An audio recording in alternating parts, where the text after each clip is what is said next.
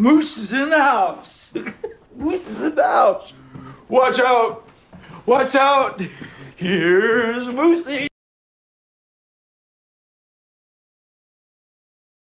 Hey, all, what's good? Hope you're doing good. I'm doing good. That's what's good. Let me check my webcam. It looks fucked. I look depressed. I'm not. I'm having a good day. I'm a little tired, but I'm having a good day. I gotta start streaming earlier, man. I'm way too old. I'm getting too old for this shit, you know? Famous Childish Gambino quote. It's too much. We're in the middle somewhere. Okay, so I just need to do this. That's fine. Everything's fine. You can be up, lower my white balance a bit. There's like no happy medium. It's like raw chicken and then like CSI New York. There's no middle. That's a good bit. I should have left that. I should have been recording that. There it goes, Homer, the most clever thing you'll ever say. Whatever, we'll go with raw chicken.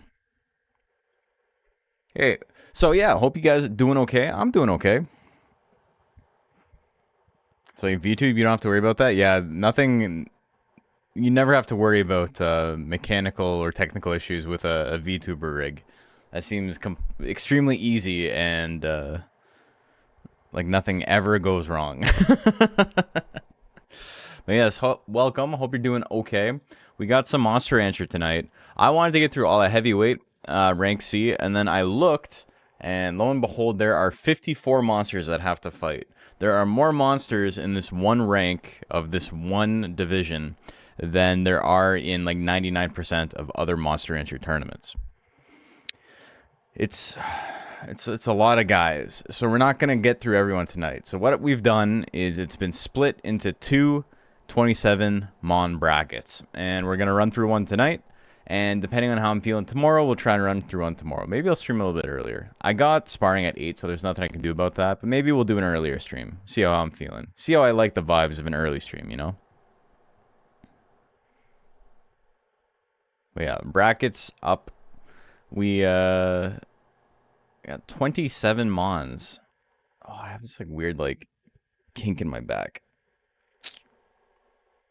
It just like stabbed me out of nowhere. Oh, you got a PNG tuber? Well, that's okay too.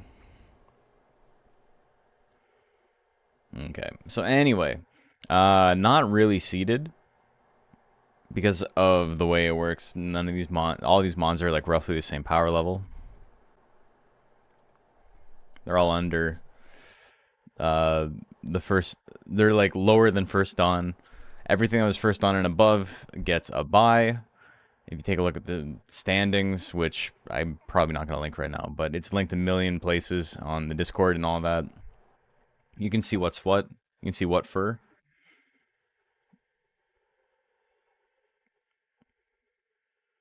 Pink tubers are way easier than VTubers. Yeah.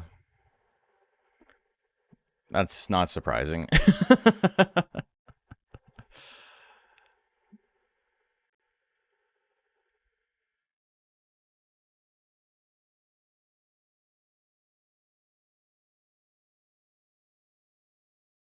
Only thing you gotta mess with is audio sensitivity. Yeah, for like what triggers it and what doesn't. I get that.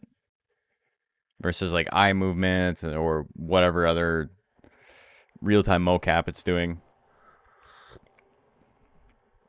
Having a body is great. Being a meat tuber takes a lot of the difficulties out of that. If I gotta adjust my white balance at the beginning of every stream, so be it. I don't even know what I would be if I was VTubing. I'd be something fucked up, though. We all know I'd be something fucked up. I wouldn't be a regular ass VTuber. If you've watched like 10 seconds of my stream, you know I'm not trying to be a pretty VTuber, you know? I'd be the shell thing, I'd be Nighton. I'd be this guy. We can just put this guy on camera. And a rancher hat? What's a rancher hat? Evil Mock? Fucked up evil tree? That's crazy.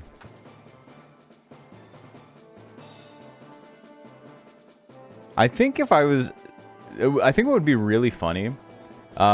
Stinky, the bracket command does not work there. Yeah, sorry. let me pin it for you. I'll pin it for both. I think what would be a really funny VTuber is like you animate like just a sock puppet, where it would be like a regular sock puppet, but like you go through all the effort and like technical trials and tribulations of making like an animated one. And they'd be like, why do you waste his time doing that? And I'd be like, yeah, exactly. Okay, here we go. Pin. And pin.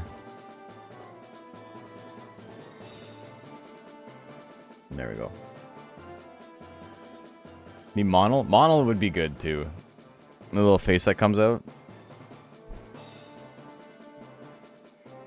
Yeah, that'd be sick. Now we're cooking with gas. Alright, so I guess it's time for me to start recording. We are officially recording, so this can go up. I can edit clips and whatever. Make a sock puppet and then rig a model of a sock puppet and have the cam track the sock puppet. And then they were making babies, and I saw one of the babies, and the baby looked at me. Is my Nighton plush custom? Yes, it is. He's custom. All of Deluxe Cup winner plushes I've had made are custom. But yeah, this guy is quite expensive, and I got an insane deal on him. So even with the deal, he was like almost 400 USD.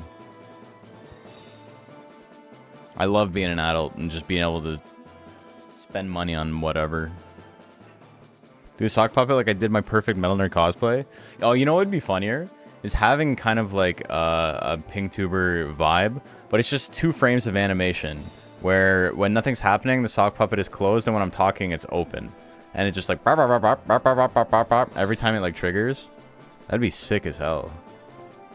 Why are we not doing this? Yeah, I think that's the answer. I think we just figured it out. Anyway, we got some matches to get through. Who's up first? Talking part can be a GIF of the mouth moving. We don't even need a GIF. We just need an open and a close frame. White Zowski and Billy Stylish up first.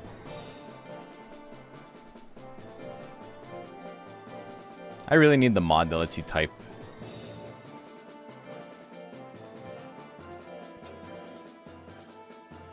Sock puppet ducking? You're getting too clever with it. The point is it has to suck. What you're describing doesn't suck. It's pretty cool. We're not going for cool.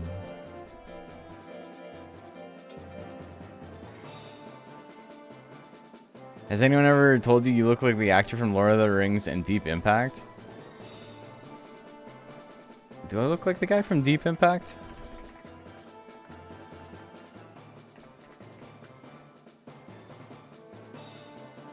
It's very flattering, but I don't see the resemblance between me and Morgan Freeman.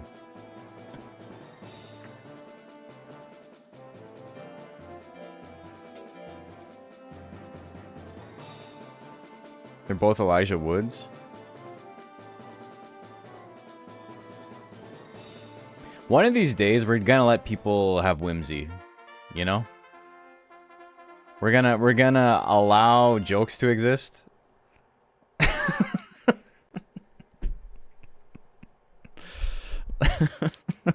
we don't need to correct the obvious joke.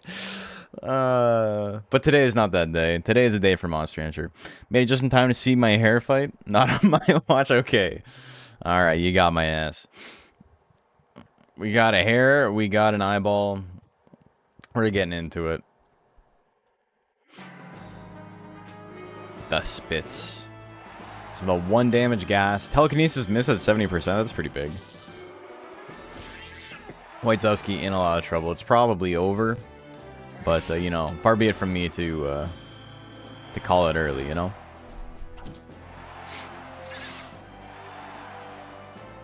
I-beam crits? It was over. Call an ambulance, but not for me.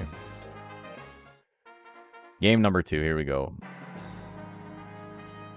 The Kung Fu Fist. Everyone was Kung Fu Fisting. That's a different song. Telekinesis, a little bit of damage. 2 in a row. Needs the 3rd one to finish him off. Goes for the yodel. Damn, smoked by the musical notes. Whitezowski gonna take that one 2-0.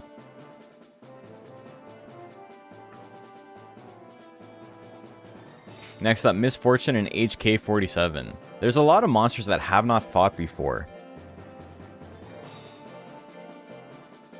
HK47 is one of them. It just in time to see my hair lose. It's okay. It's still in the tournament. It's a good build. You can do pretty good. HK. Oh. Lord Fistbump shouldn't be on this. That's what I had submitted before DMing you. Okay, so I was just making sure the other day. So Pepper Steak is in it. Lord Fistbump. Yes. Yes, you're right. Okay. Yeah, I took the Poop Man out. Changed Pepper Steak. Before DMing you and having it changed to Pepper Steak and keeping Poop Man. Okay, that's what it was. Okay, so yeah, Poop Man is in this then. Thank you for letting me know. Too many changes.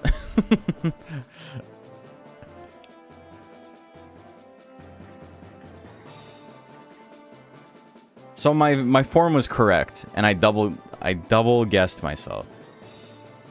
Appreciate you letting me know.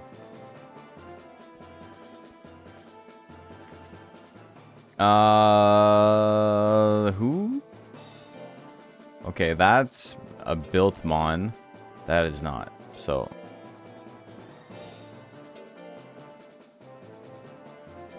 Okay, here we go. Intelligence Hanger.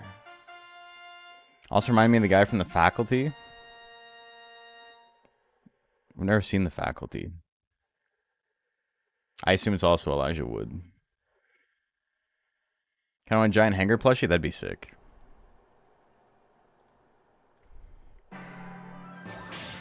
The low kick. Alright. Get exploded, dumbass. Okay, there we go. It lands one. We're in it. Both mons can attack. 5 damage on the punch. Another flash slash. I assume correctly. I'm good at that. I don't think I look like Elijah Wood anymore. I saw him in person like 10 years ago. And I was like bewildered at how much older he looked than me. Which makes sense because I looked like him when I was 11. And like he was a grown-ass man at the time. And now he's like, you know, I don't know how much older he is. Like 10 years older than me. But he looks like 20.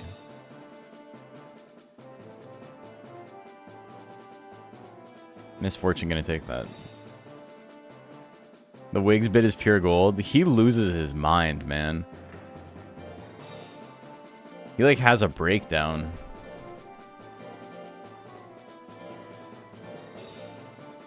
Now he wears wigs, yeah. He should. You should see his hairline.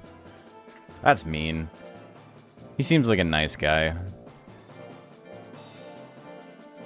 I'm reformed. I'm not out here trying to make enemies with, you know,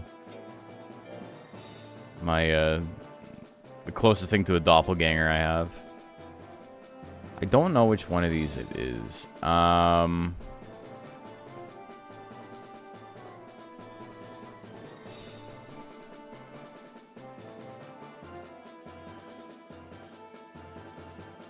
Responses.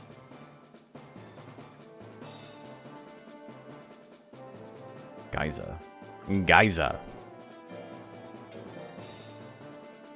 Okay, new monster.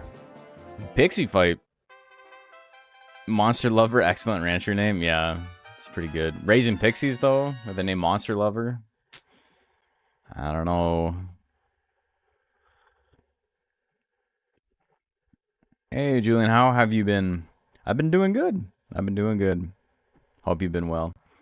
I just got off like the most obscene work schedule I think I've ever had in my life. Maybe not the busiest, but, you know, easily my most profitable of all time.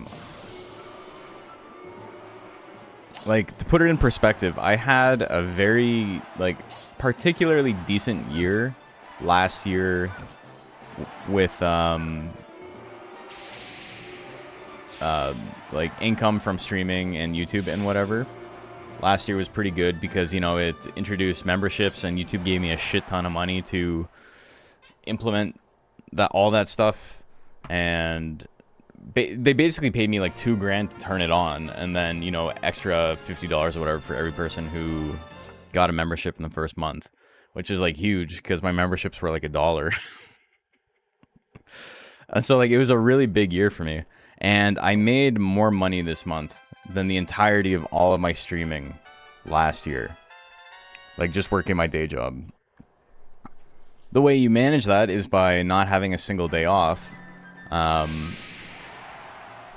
And, you know, that's not fun, but you make it work.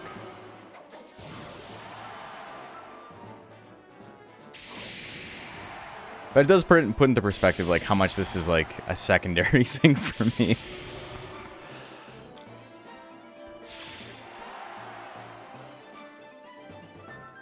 And my FCE today, I don't know what that is.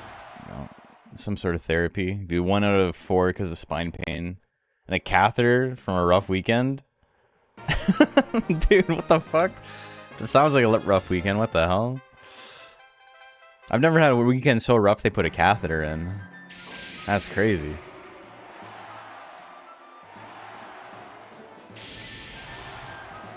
Oh, fantastic. Thank you. Yeah, I still have some weight to lose for the fight. I got about 6 pounds if my scale is correct. So I got a month to lose 6 pounds.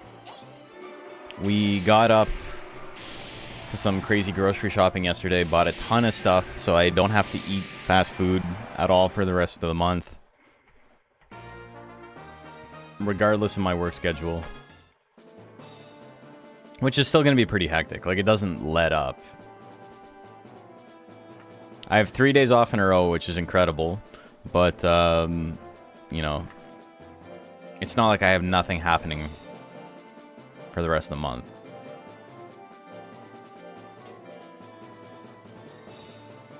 Severe urine tension from all the opioids they had me choking down the last 2-3 years. Damn. You start working out, going to the gym. You can do little things to, like, get into the habit of it. I'm always telling people to do, like, you know, little exercises at home, but I'm so bad for doing exercises at home. The only things I do at home are, like, I do 100 mini push-ups, like clavicle push-ups on my knuckles, and I do 100 different ab exercises, which is, like, it's pretty minimal. It's just like a little thing. If I'm tired and I can't go to the gym, that's just something I do instead. Or I'll go for a run. Or run like 3K or 5K, which is, like, again, a short distance.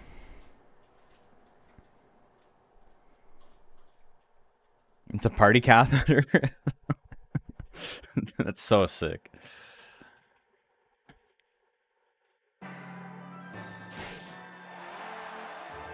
Me and Morgan Freeman are identical. That's exactly who it is. Couldn't put my finger on until I said her. Until I said it, yeah.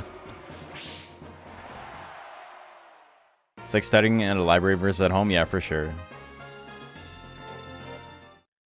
Self-motivating is tough. If you force yourself to like be in an area where there's no distractions, it's obviously a lot easier. But yeah, after the stream's over, I gotta do my push-ups and stuff.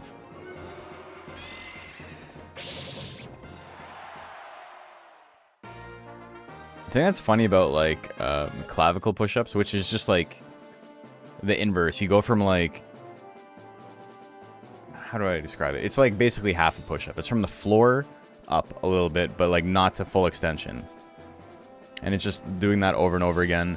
And the reason you do that is because it's less shoulders and it's less chest and it's more like forearms and yeah, it's more arm stuff.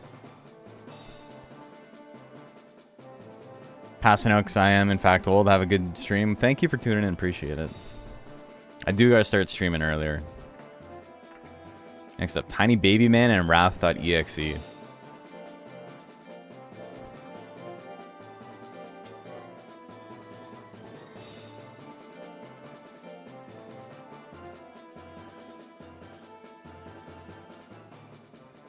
Voodoo Spice, the DDO streamer, just makes us spend channel points to drop and give 20. He's like in his mid-50s, but he's a full-timer. Yeah, there was some times when I was doing that. Was that lasted only one round? I think it was 2 rounds.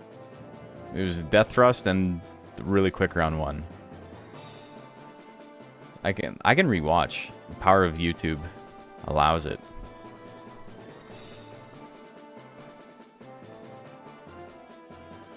Yeah, 2 KOs back to back.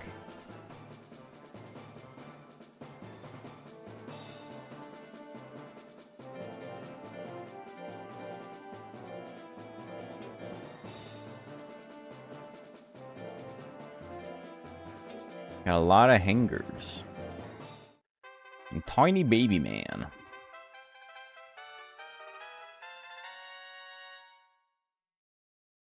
Okay, here we go. Got a cat and a robot. Licking? Licks his knees. If you please, does not like that. Tries to set him on fire. Goes for the slash claw, wouldn't have done any damage even if it landed. Laser cutter? No. I give him a new haircut. What do we got? What do we got? Slash claw, look at that. No damage, give him power though. Maybe worst possible situation. He doesn't land the big one though. We're going to game 2.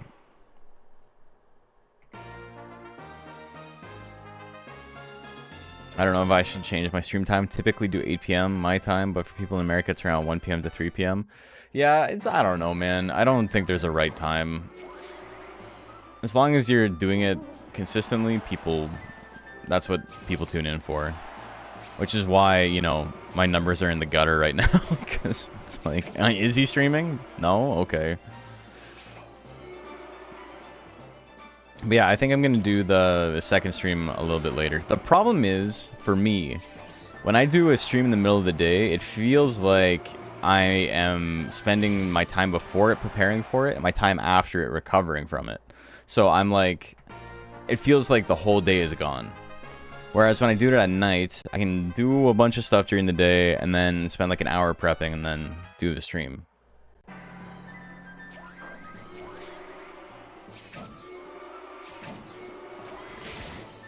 It's just like a mental thing. God damn. So, Wrath.exe, gonna take that one 2-1. Finesta and Marzia up next.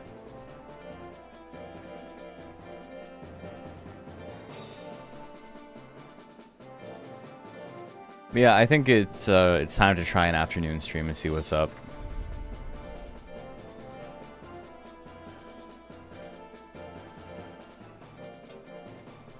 Especially since I've done afternoon streams before, but I've never done them on YouTube. So, you know, maybe the YouTubing peoples will watch a little bit more or whatever, or a little bit less. It's 3 possibilities. It's more or less or the same. Can only go 3 ways. Ooh, good damage. Doesn't kill him though. He's still in it? Ah, I lied.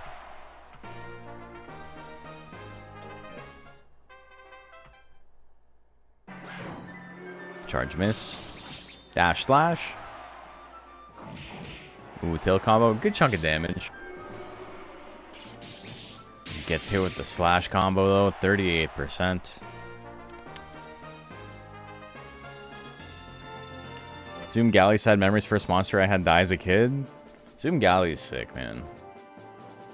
He looks so cool. Hey Rick and hey Clem, how are you guys doing? We got Cribdus and Decam up next. Decam new monster.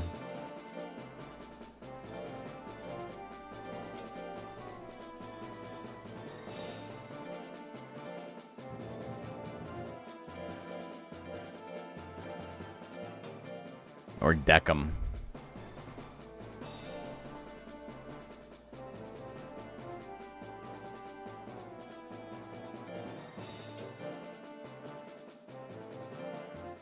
Okay, tanky Beaklon.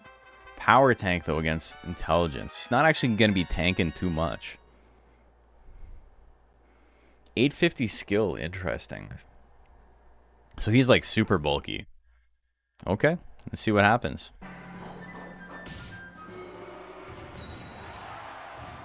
He's super bulky against power mons.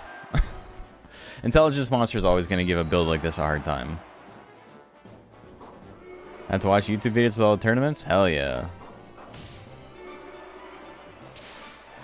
Oh, yeah, Splash is like such a game winner here.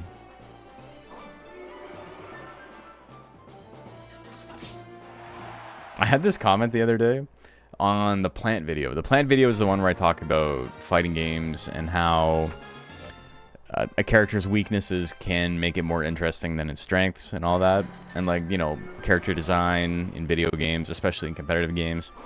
And the comment was like, what the fuck, man? How come the intro is so long? Like, just get to the info. And I wrote a comment that's like, you got Harambe in your name. Like, his name was like Ralph Harambe or something. Like, maybe I was expecting too much in terms of like understanding of a narrative through line, but also like I put chapters in. Like, I think I might just be dealing with like genuinely kind of stupid people if they're like, oh, this intro's too long, I wish there was a way to skip it, and I like have a button for like go to the next chapter. Intros are the best part. Yeah, some people are stupid though. Like, it's the thing where not all feedback is good feedback. Or all feedback is useful, but like just not in the way that they intended it to be, you know? When the dumbest guy you've ever seen says something that you disagree with, you're like, I'm on the right track. Learned about Butterbean through an intro? I'm gonna have to update that, because that whole video starts with me talking about boxing and how I do not box anymore because I had concussions. Because I don't have, or not concussions, but migraines. But like, I don't have migraines anymore. And I do box. So, we'll see. What day is it today? The 5th? Okay, so I am starting some filming tomorrow about boxing. I don't know what I'm gonna do with it, but tomorrow I begin a mini documentary on the lead up to the fight, and then we'll see what happens.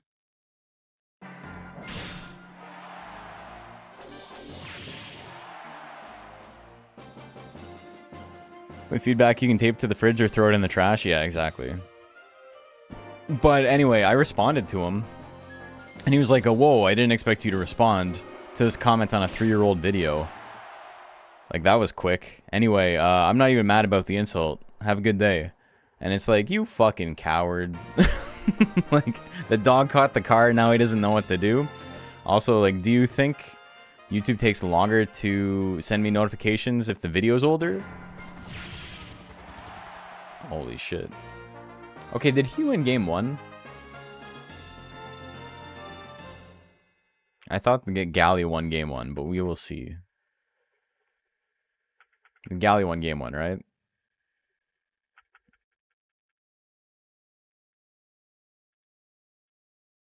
Yeah, okay, we're going to game 3.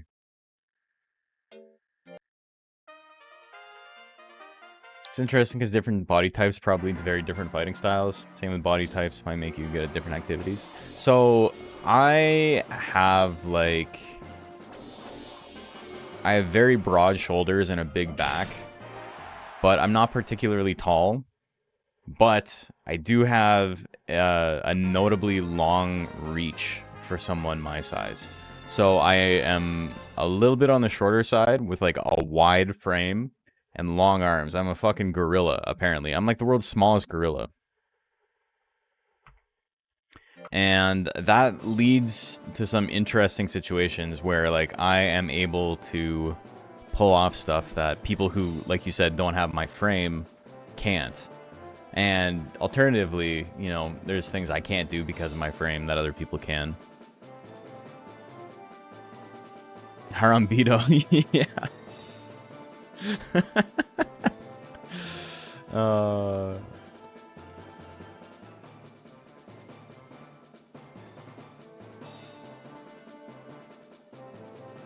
Okay, who's next? That's good. Hey, Katkawa, thank you for the follow.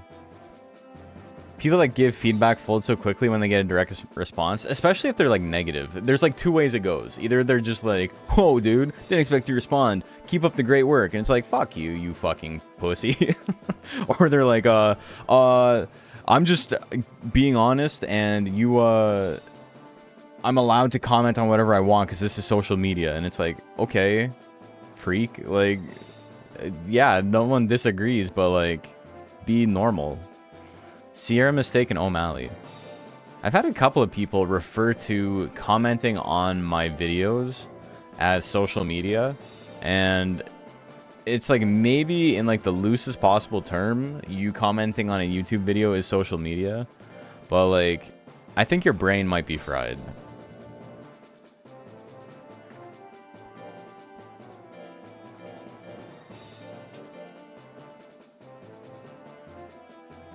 Sister's been doing roller derby, and she has been talking about that, and bodybuilding comes into that as well. Yeah, that makes sense.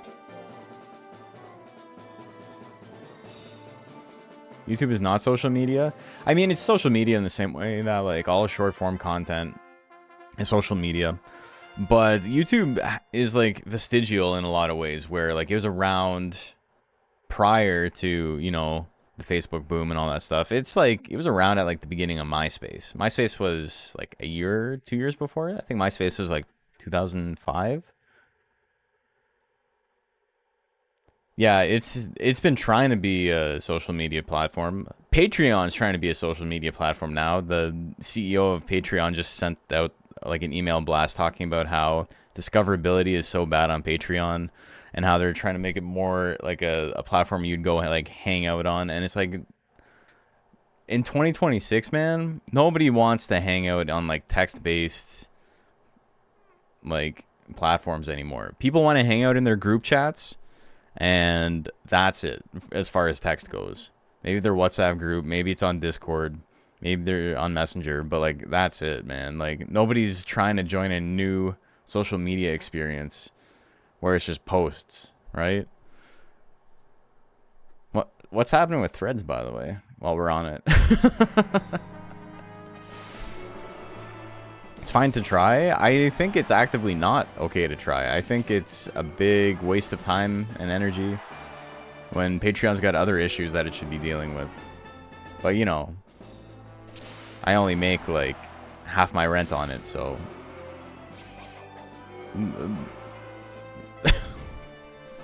I was gonna say, like, who am I to say? But, you know, there's just so many people, like, rely on it for, you know, paying their bills.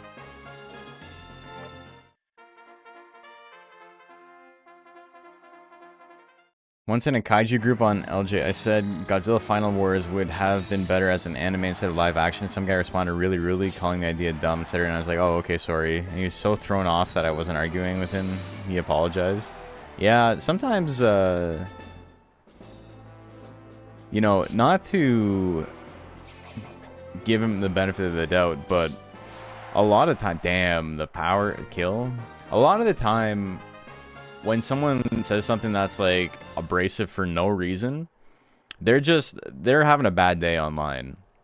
And if you're like, oh, okay, and like you make them realize they're being insane, they will stop being insane. Not always, but it happens more often than you'd think.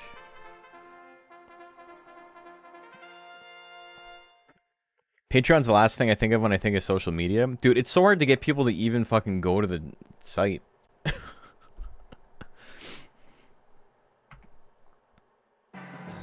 Still going strong? Hell yeah. We're going strong. Damn, Sierra mistake. Big damage. 1 life. And you're only subbed to 2 Patreons. Are you still subbed to both of my YouTube memberships and my Patreon? Patreon and social media, they're trying to make it. They're opening up a new thing where you can, like, it's basically like Facebook was in 2009.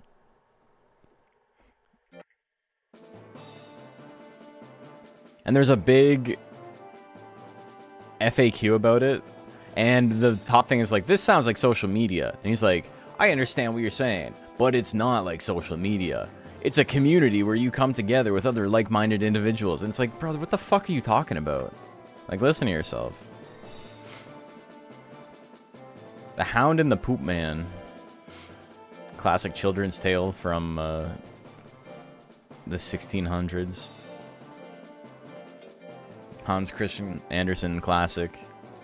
I don't even know what century Hans Christian Andersen was alive in.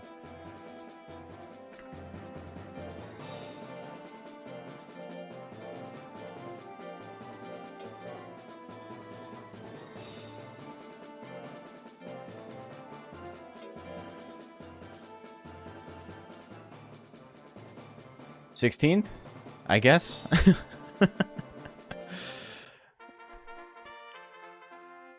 Once there was a little boy who couldn't stop sucking his thumb, so his mother cut off his thumbs at the end. Yeah, that shit happened a lot back then. And witches were like luring children into their houses and stuff. What was the, like, is there a moral to Hansel and Gretel? Is it just like, don't eat candy?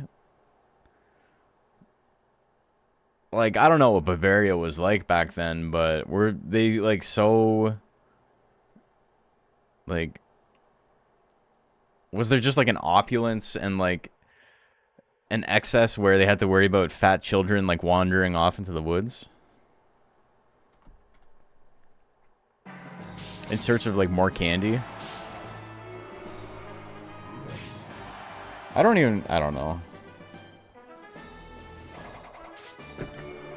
And like, that's what there's like old ass candy too, right? Like, you know that shit sucked. Like, that house was not worth it. Like, they hadn't invented sugar yet.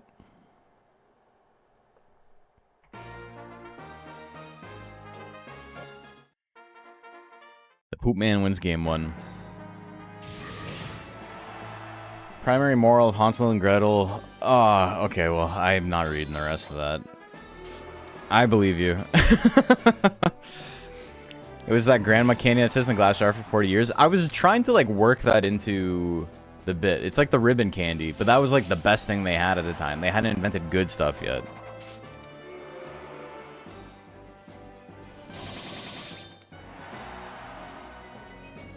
The Poop Man's gonna win with a flying mask. Don't eat people's houses is a good moral. For other reasons, though. There's asbestos and stuff. Tears and Rain and Icy Seashells.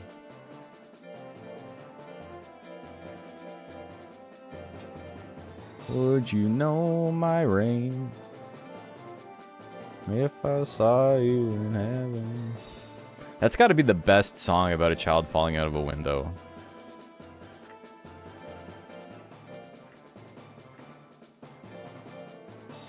Like, it's not even close.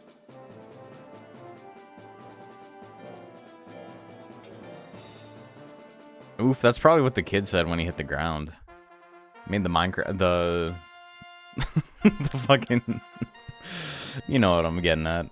Anyway, I'm just listening to Clapton like right before the stream. That's wild. Dude, I had on my phone, like I got to the point in Spotify where like you end the playlist and then it just like recommends the like songs. And it had Brimful of Asha on it. And I'm like, I don't really want to listen to this. And so I turned off my Bluetooth, turned on the radio, and Brimful of Asha was on the radio. And I was like, damn, what are the odds? I'm going to say 1 in 7.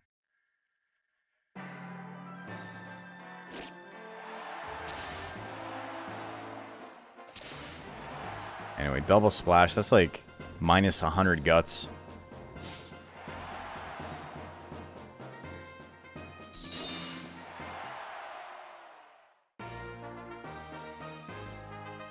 The Clapton bit is just like, you know, rich people got problems too. They can't... All the money in the world can't afford a latch for the window, you know? If he had made, like, just a couple bucks more, what could be, you know? One time I asked my boyfriend to hand me my cane and Ed Sheeran came on his playlist, like, when your legs don't work like they used to before. That's amazing. I've told the story before, but my my coworker and I, when I worked in a grocery store overnight, we're talking about how like obnoxious so much of like the radio friendly like rock of like the mid to late 90s was, like the Hootie and the Blowfish and all that stuff, you know, the Counting Crows. And my boss comes over and he's like, what? No, that stuff's pretty good, except for Blues Traveler. And then immediately, as soon as he says that, we hear... I can't fucking mime a harmonica, but you know what I'm getting at. And he's like, I get now you know our pain. Also to like Hootie and the Blowfish and like UB40 and Counting Crows and all that shit, and not like Blues Traveler is like kind of crazy to me, because they're no worse than any of those other bands. They're probably better because that dude fucking rips on harmonica.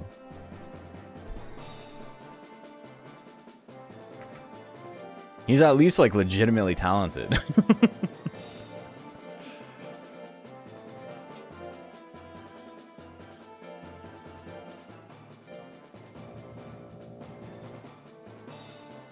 Crit or Dead and White Zowski.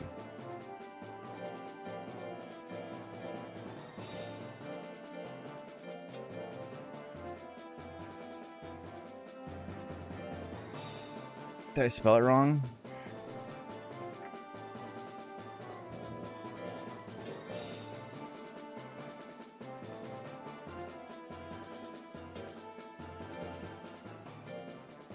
I always spell it wrong because it's spelled wrong. Hook is like, I don't really like Blues Traveler. I'm never gonna go to my way to listen to Blues Traveler, but if someone puts on Hook at like karaoke or something, I'm singing along. I'm not gonna take charge, but you know, the hook does bring you back. Someone introduced Necrogavicon to me after an OD in March, and it changed my whole world. You hear lyrics now? Damn, dude, what the hell? My stories are quite quaint in the face of like ODing and stuff. Mine's like, I had a funny day at work where my happy-go-lucky boss kind of had a downer moment. Had an idea for a monster, Mew Tiger named Monsume Miku. Give it Meow, Recital, and Song of Mew. Intelligence Mew is risky, but Godspeed. I've had a year, Nash, while you're offsetting the pugilistic endeavors. Oh, hell yeah. It sounds like it. Yeah, no, it's... I mean, that would be like a good lightweight Mew. Oh, that's only one game, I think. Because in lightweight, you could get power as well. Intelligence Mew's biggest weakness is just that it only has intelligence text in slot 4. Recital is such a fun move, though.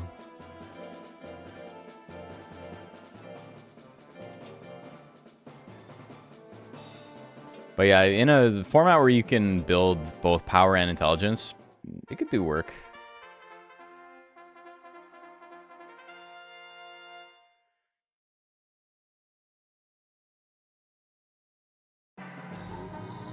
Yodel.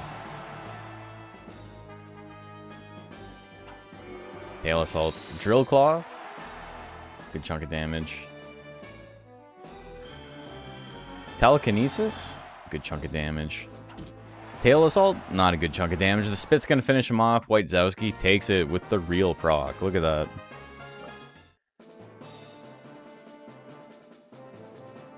It's only top 6 are advancing today. People got to fight a little harder. Miss Alora, or Misfortune and Alora.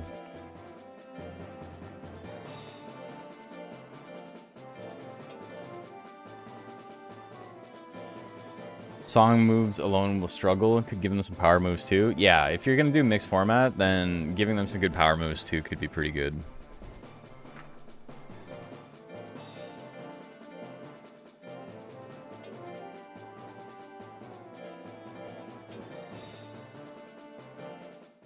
Alright.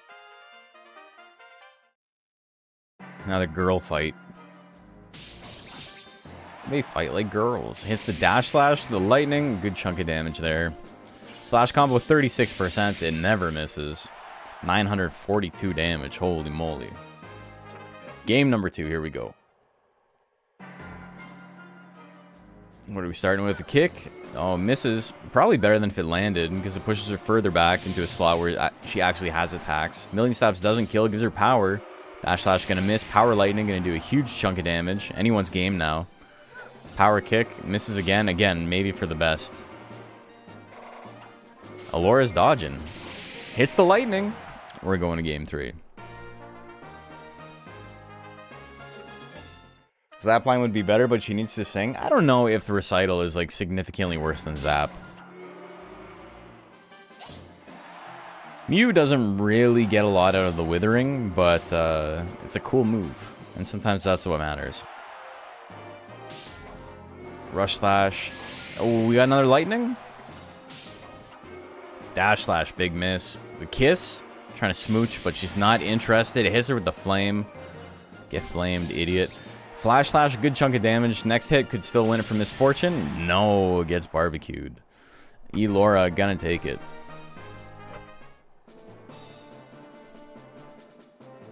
Two, 1 for the Pixie. Azalea and Hannah Warrior.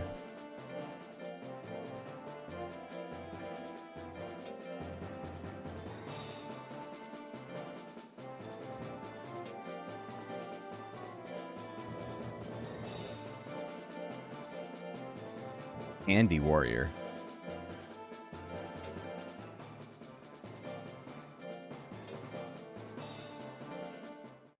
Oh, I gotta yawn. Oh. Okay. This guy's all eyeball and no eyeballs. He's got like goat eyes.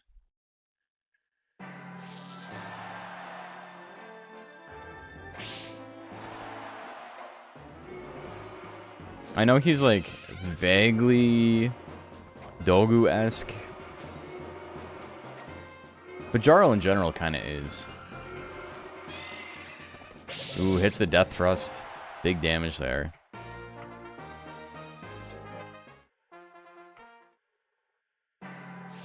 The I-beam, huge damage. The telepathy, we're going to game 3. Get smoked.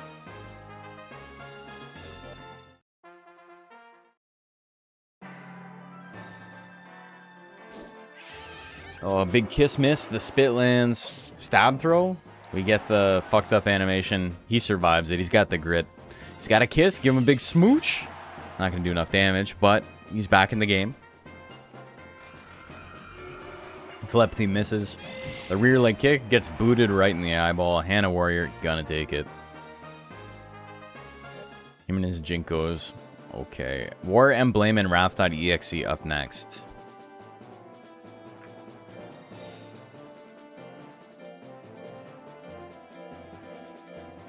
I didn't get to clean out my computer today, which sucks. So that might be something I do tomorrow before I stream.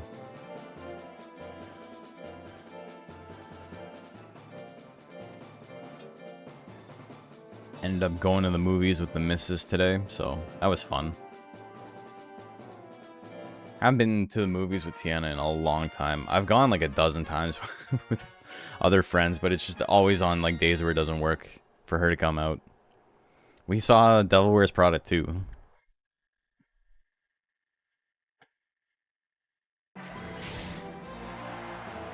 How was it? It was okay. It took me a while to like remember everything that happened in the first one, because I saw it when it first came out.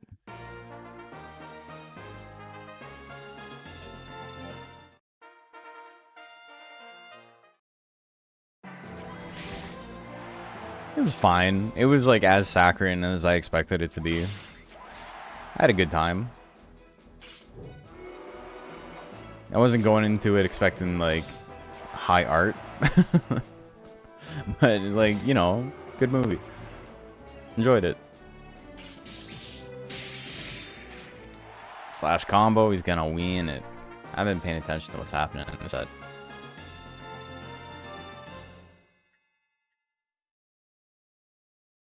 Or Emblem wins game 1 and game 2. Okay.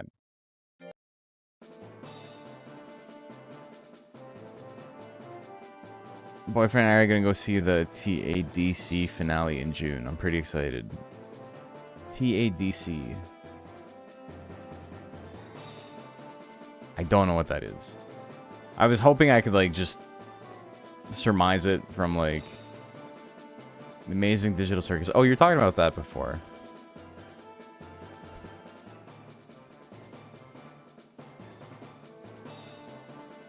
And we had this exact same conversation last time too, I think. Where I'm like, do I know what that is? No, I don't.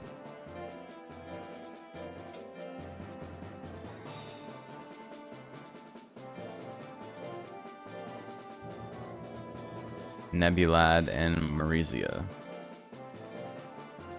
Or Marzia? Is it Marzia? Marzia.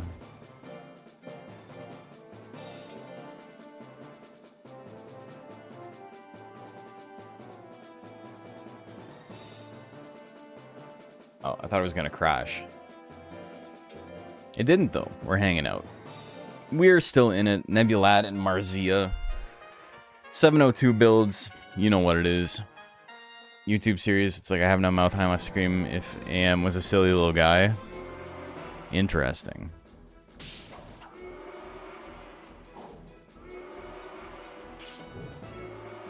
The cinemas will be packed. Is it like a big thing?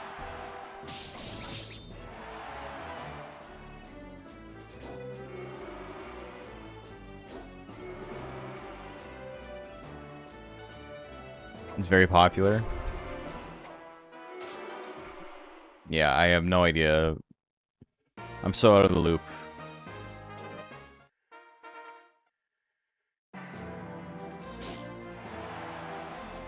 Brow hit uppercut? Holy moly, Nebulad. What the heck, man? Sold out in hours? Holy. FOMO money grabbing?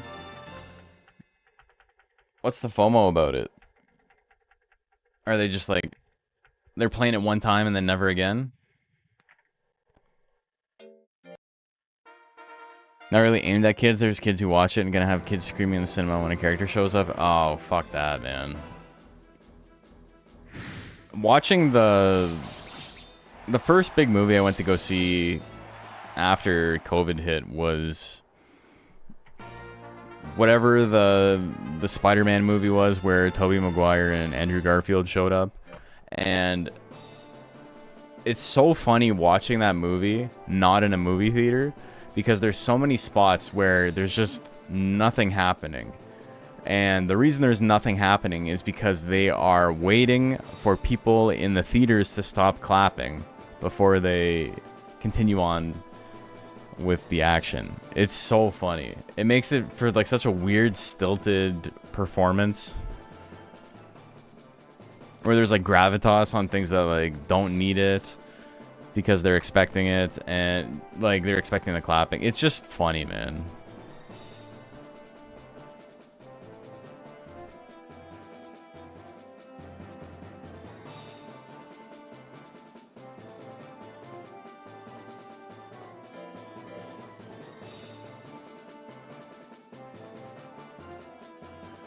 And I went with a bunch of people who were like super into it too, and I'm like, I don't know if going to the theater is a thing for me anymore. And I've gone a bunch of times, but that was the last time I ever saw a Marvel movie. Don't stand up and clap in my living room? Bro, I think there's gotta be like a form of CTE that only like comic book fans have, and like Star Wars fans. Maybe instead of like from it being from sports, it's like from being shoved into lockers too hard. I notice that a lot of movies these days, like there were those kind of stuff in like other movies, but some have so much of them. Yeah, it's really noticeable sometimes. Something something chicken jockey. Yeah, that shit's fucking crazy. The kids are a menace, man.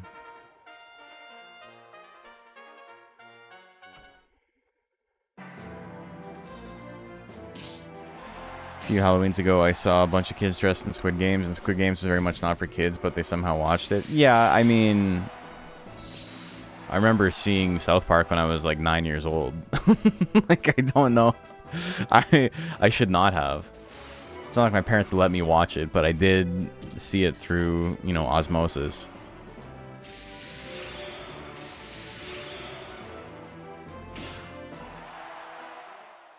Straight gonna do a little chunk of damage, but Cribbed is gonna win that.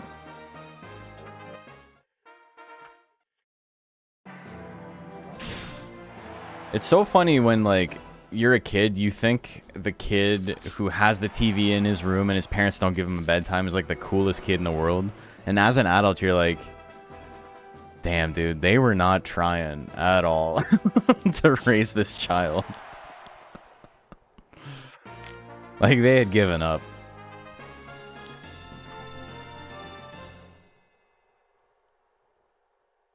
Wish I had an Alamo Draft House. If you want to see a movie where the audience is quiet, that's the place to go. Well, I mean, we went to a matinee today, and we were the only people in there under like 50 years old, so that was nice. Getting out of the theater was kind of a nightmare, though, because you have a bunch of old people who have like no like motor function anymore, trying to like get down the stairs at the movie theater, and they're all like bumping into each other, and like it must have taken us like 15 minutes to get out of the theater, and it was not packed.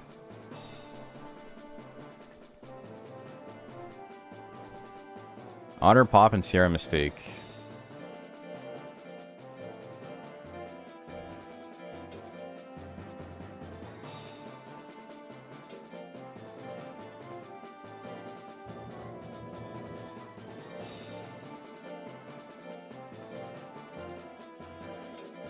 There's something about things that are very popular online that brings out the crazies.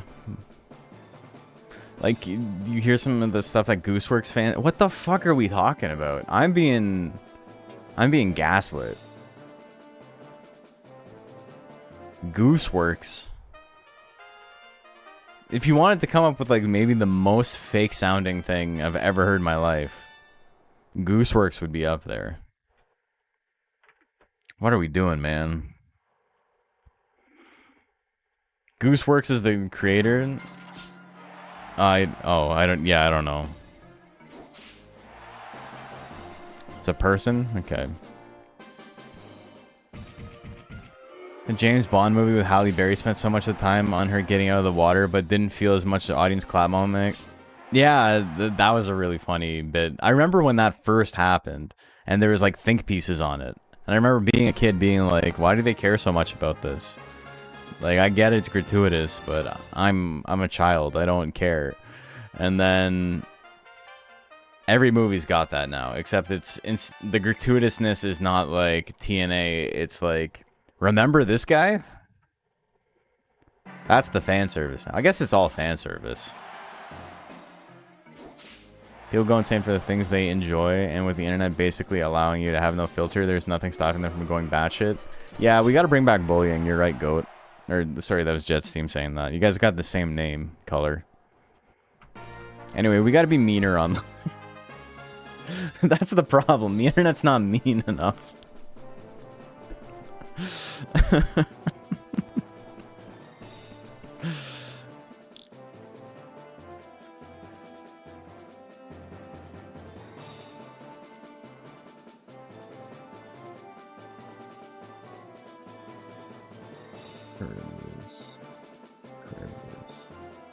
And then, what did we just have? Sierra Mistake. Otter Pop. Yeah, Sierra Mistake wins. I love Super Smash Bros, but the scope of the fan base, because there's so much overlap between all the different series represents, makes for a really weird online environment. Yeah, the funniest thing to me was how seriously everybody took their own character discords, right? Like when I started playing Smash 4, there was a Bowser Jr. Skype channel, and I remember I got in an argument. This is back when I was like super like edgelord, like trolling people in like my late teens, early 20s.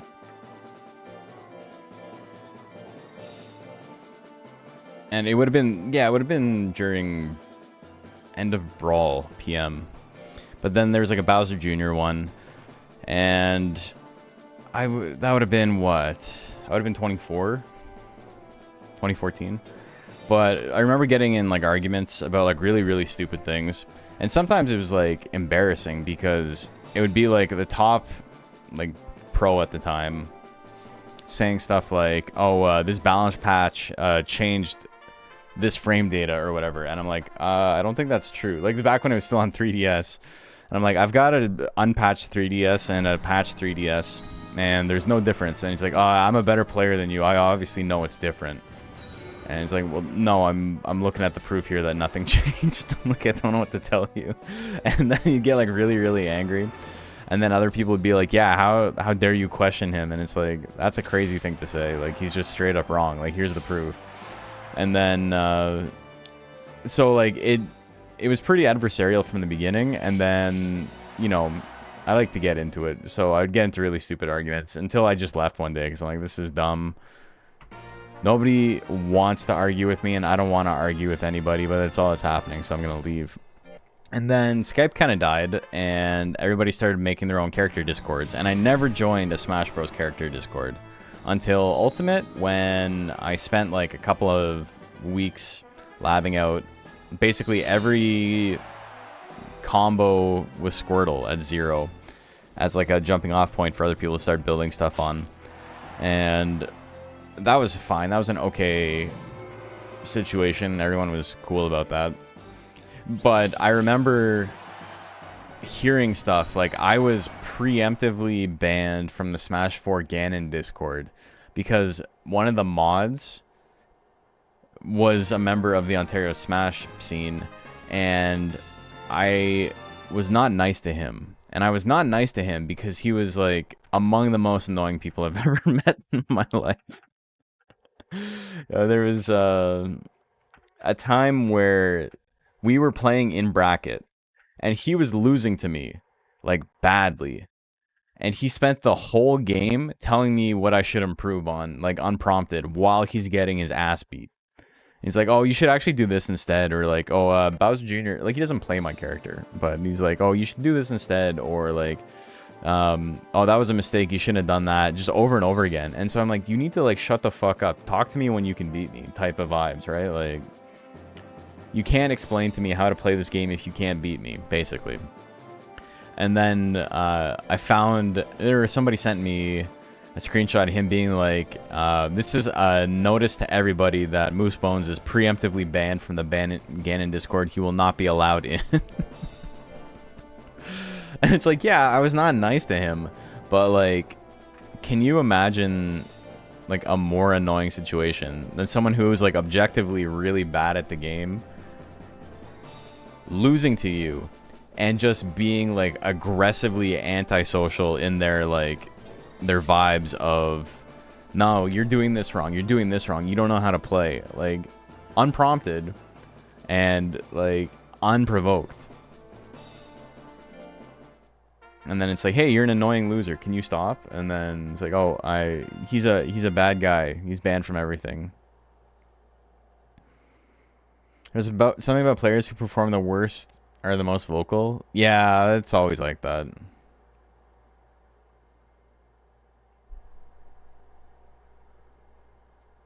Like a few years ago, kids with personas wanted to bring litter boxes to school so they can use them instead of toilets. That literally never happened.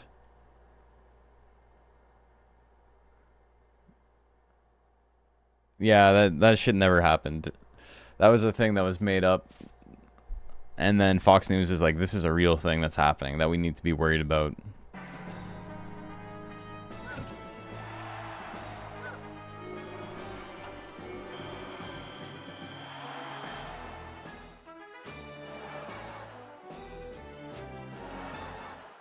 Even if we win, there's someone saying, guys, you should do what I say. I can't keep carrying you all. Yeah, exactly. Yeah, I don't know, man. And the thing is, like, when you don't...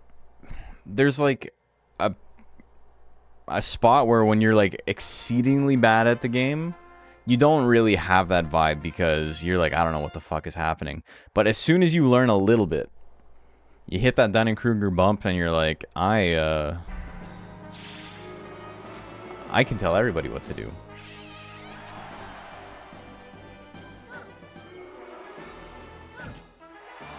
But yeah, also the guy who was saying it was like, I can't imagine he's won more than like a single digit number of sets in his entire life. Like, he was one of the worst players I'd ever seen in my life.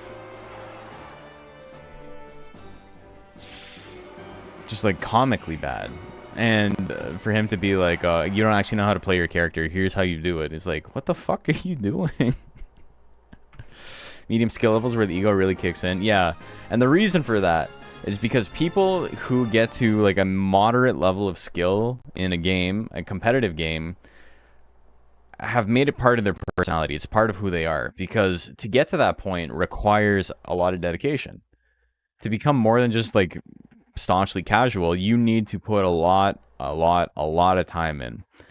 And so it becomes part of who you are. And then when you're still not good enough, it's really, really difficult to deal with.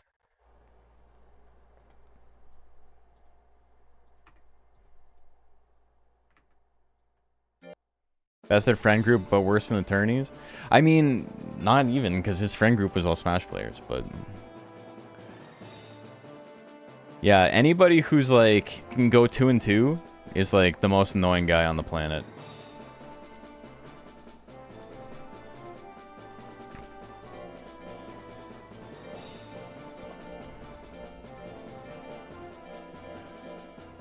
A lot of the time I was slightly above that. Like regionally, if I was just fighting like randoms, like I could do like much better. But, you know, I was 9th place, 13th place at most of our tournaments. Sometimes a little lower, but Toronto was like a stacked region in Smash 4.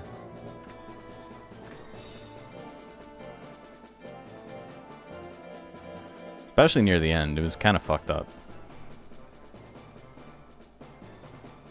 That kind of stuff is why people hear Monster Hunter competitive and instantly think it's sweaty and obnoxious. I mean, maybe. I think that's a different thing, though. I think people who are completely casual have this assumption that everybody who plays any game with any sort of consistency is like a sweaty tryhard who hates them. And instead of just like, you know, ingratiating themselves into the community or like learning more, they immediately become defensive and they're like, well, these guys probably think I suck, so I'm gonna think badly about them too. And that happens in like every community. It's like, there's certainly people, and like I have to deal with this too, especially like in Pokemon or whatever, right? Where people are super obnoxious about builds and whatever. You guys saw it yesterday. But so many people who play competitively don't even think about casual players. It's like the Don Draper meme of like, I don't think of you at all. Like, I don't think about you at all. Like, and not in like a negative way. It's just like, I could not be less concerned with like how people play the game.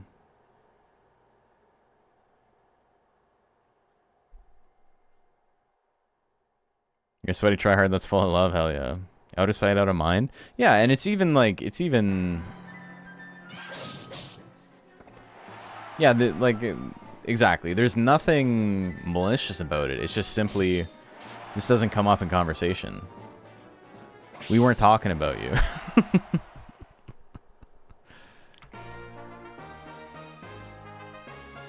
I gotta start actually watching what's happening. I'm having fun talking to chat though, which is, you know, nice. It's nice to be able to actually have a conversation with chat and not just watch what's going on. That's 1-1, I think.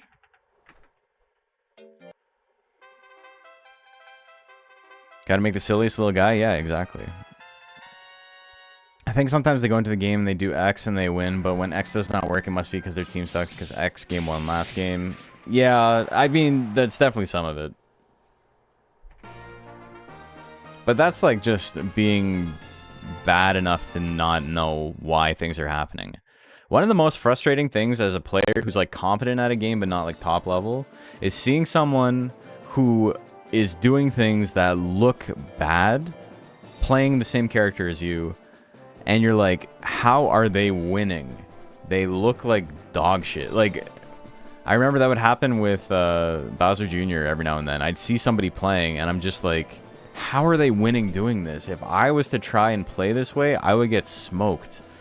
But they're getting away with murder. And it's not that they're getting away with murder. It's that they are using the tools in the character's kit that this specific player in this specific situation doesn't know how to deal with. And sometimes that's on purpose, and sometimes it's just their natural playstyle happens to work. But either way, you know, maybe there's people that I could beat that person couldn't beat, but also vice versa, just, you know, based on playstyle and whatever. But it's not a fault of the character, obviously, if, you know, you think it's a bad matchup or whatever, but this person's on stream doing the dumbest shit you've ever seen in your life and they're smoking the person in the losing matchup. But just like realizing that like there's an issue with your play is like really, really difficult. And to like get out of your own head about it is really, really difficult. Maybe that's what was going through the other guy's head when you played against. Probably. But there's definitely some of that. I think it's a more exaggerated version of that for sure.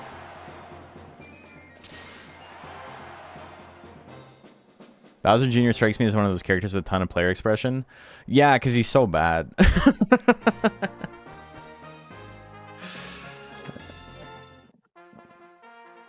Dude, we did this Arcadian, and Arcadian is a tournament for unranked players only. Smash Bros, the community and like the mentality around it was like really, really based on rankings. And like if you were like top 10 in the region, you were like revered to a certain extent, at least. Like people weren't insane about it, but you know, it held a little bit of cash. Or cachet, I should say. Cash is not the right word there. But there was a couple of tournaments we ran called Arcadians, which were basically for unranked players only. And what would happen in those is occasionally there would be like coaching allowed. And so there would be like people would pick a roster. They'd be like, oh, I want these people on my team. And then they would like coach the team. This was a 2-0 for Marzia. But I remember one time I won this challenge, which was like, take as many stocks from 3 players playing Bowser at the same time as you can. And whoever can get the most stocks, which was like a really goofy challenge. But basically, whoever could get the most stocks from like 3 of like the top 10 players in the region playing Bowser at the same time would get their choice of coach. And I picked one of the smartest guys I've ever seen in Smash. His name is V115. He was the best Zero Suit Samus player in Brawl. And, you know, he didn't play a ton of Smash 4, but he's a good, intelligent player, you know? And I had him as my coach, and I'm playing Bowser Jr., and I lose game 1 of this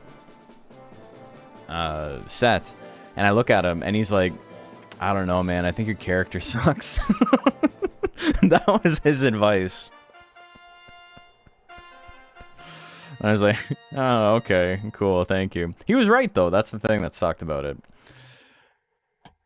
And he was right. He was 100% right. My character did not have the tools to win at my skill level versus my opponent's skill level. If I was significantly better, I could have made it happen. But it was a bad matchup, and I was just like, I couldn't do anything.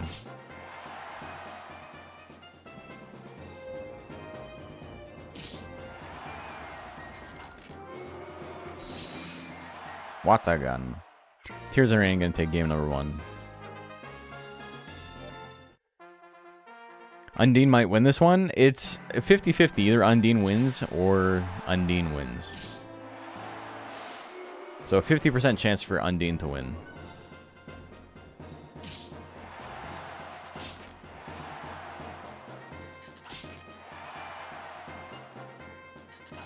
Betting against Undine winning, thinking it's a Worm game.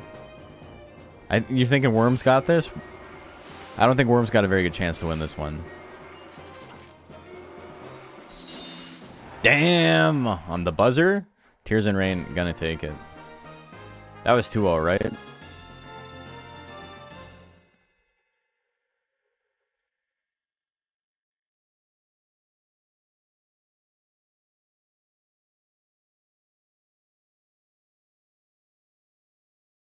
Hold on. Yeah, 2-0. Same win both ways. Kinda. Pretty similar. Tears and Rain. Take that one 2-0. Worm's always got this. All right, we're into winners semis. We got White Zowski and War Emblem. Have played Smash before. Smash guys are behind me. I haven't played Smash in a while. I'll play casually with like friends, because like that's how most of us met, right? So we've still got that common thread, but it's just not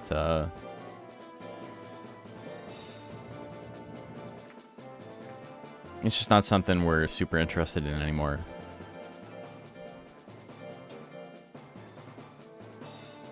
Been playing the PS1 version of Monster Rancher 2. Next unlock I'm going for is Beaklon, so I get to raise Worm sick. Beaklon's fun, man. Worm is like such a fun casual monster too. He lets you kind of avoid working on skill a little bit, which is rare. It's sick. The Yodel opener? Goddamn, dude. Look at the withering. Into the telekinesis. The smooch misses. White Zowski still in it. War Emblem still in it. War Emblem gonna take game number 1. Hopefully I can get stuff for ducking on the way so I can combine them. Do you have the glue yet? But yeah, cup jellies will definitely make that easy. Because you need to collect all the cup jellies once, and then you need to go get the glue, and then you need to collect all the cup jellies a second time. So you need to have collected 10 diamond marks before you can get ducking. Oops, that is 1-all.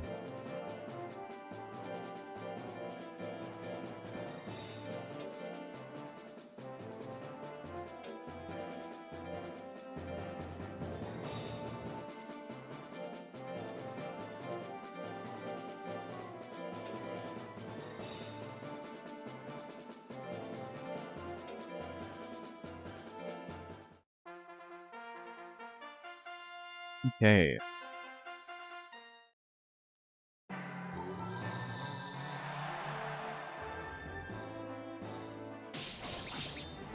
Got slash, a little bit of damage. Misses the lick. War and Blame still in it. Telekinesis gonna miss as well. Can't land anything. Ooh, hits the crit rush slash. It's not enough though.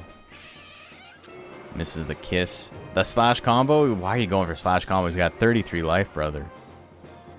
Cut in two. That would do it. Telekinesis for the finisher. White Zowski gonna take that one.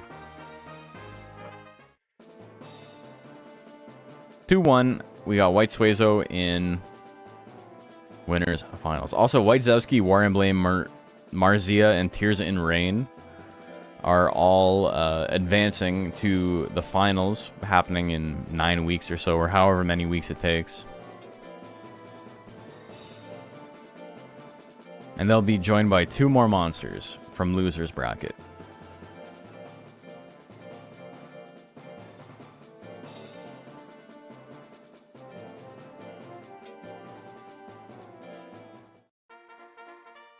Okay. Very new subscriber. Absolutely love your channel. Doing a fantastic job. I would have died for this kind of content when I started playing Monster Rancher 2. Dude, yeah, me too. Unfortunately, it wouldn't have existed because, you know, nobody knew what was going on. Kind of a catch-22 on that, but yeah. Thanks for watching. Appreciate it.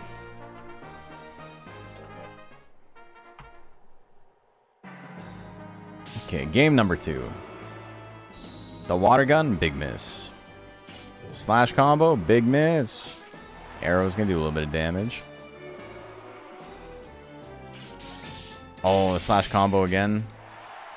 Marzia gonna take it.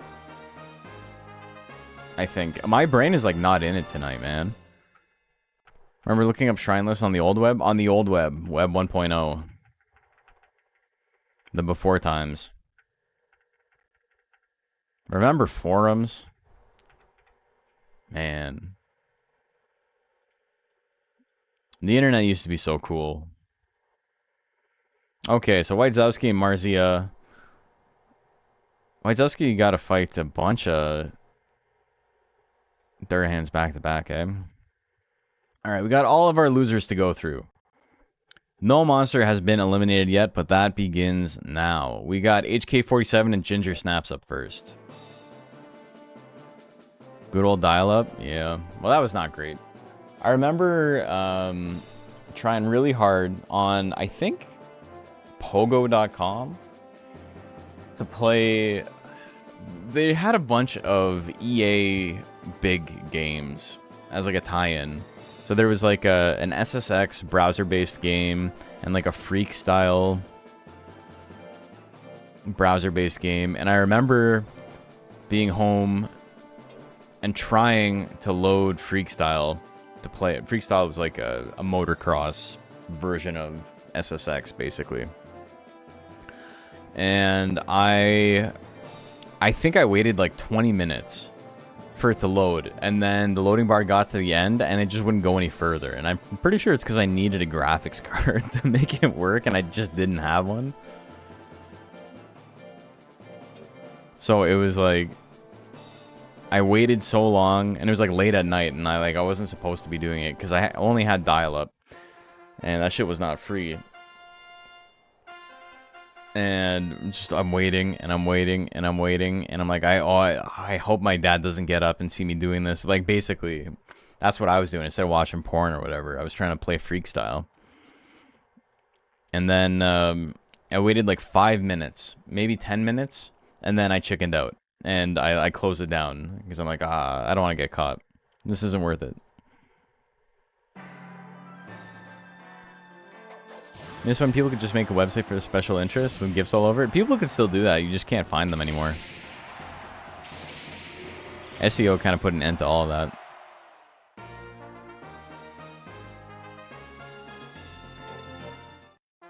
I just realized that outside of Beacon and Duckin, all I have left to unlock are the post-monster death ones. Ooh. Ghost, Raki, Mock.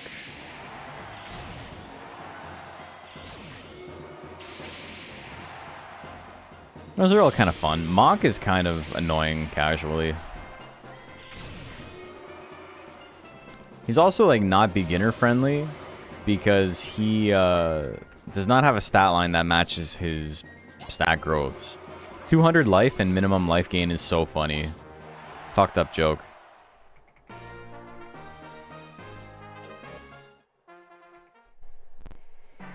Mock eats his hands. His greed sickens me. Yeah, he puts them both in his mouth.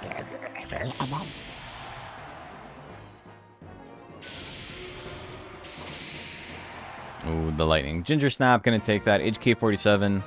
Fun monster. Nice to see it do some work, but is gonna lose 2-1. Decam and Molasses up next.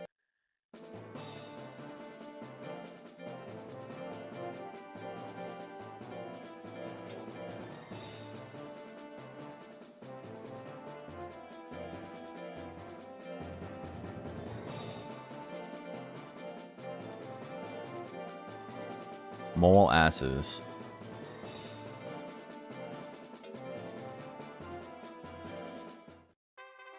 Okay.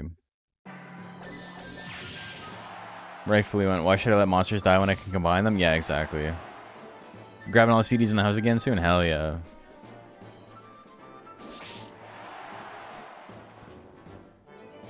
I was so bad for writing them down. Like, I constantly forgot to, like, keep track of what was what. So it was like a nightmare every time I wanted to, like, go through the list again. Damn, B-Clone combo and, like, 10 damage? I don't think Molasses is going to take it here. Yeah, Decam takes game number 1. Raising a Mock was one of the most joyless experiences of my young life. Yeah, I don't remember enjoying it as a kid either. It was cool because it was a monster I'd never seen before. And I remember specifically getting it, we had rented the game, I think. I don't think I owned the game yet. Rented the game, and we'd gone ice fishing. And I remember being, like, kind of pissed off because I really just wanted to play Monster Rancher, and I was being forced to go ice fishing. And then I got home, and I got to play it, and then I got Mock, and I was, like, so excited to, like, try a new monster. And then I was like, this freaky-ass tree, what the hell's he doing? What's going on here? When I originally played as a kid, I found out that my mom had the Shania Twain CD for Mia.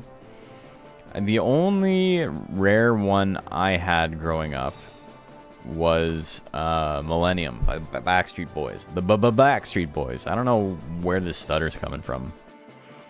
The Hound and Icy Seashells. Yeah, my sister had Millennium, and that gives you Happy Mask, so that was pretty sick. And then my friend had No One Can Stop Mr. Domino, so I got to play with Domino.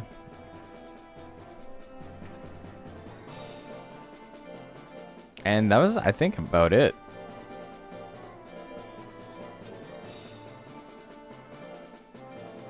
Enema of the State makes something. Does Enema of the State make... I forget what it makes. I know Men in Black soundtrack makes Shinwa. And I remember being really excited when my friend had the Men in Black CD because I had recently got a what do you call it? I got a memory card from my friend that, you know, one of the files had all the cards unlocked on it. So I was excited because I got to see what everything looked like. And then I just remember, like, going through the cards one by one, checking out every monster and being like, what the fuck? When I saw B-Clone for the first time, and then, like, Metal Nerf for the first time, Bajarl, so many monsters where I was like, I had no idea this stuff was in the game. I was so hyped on it.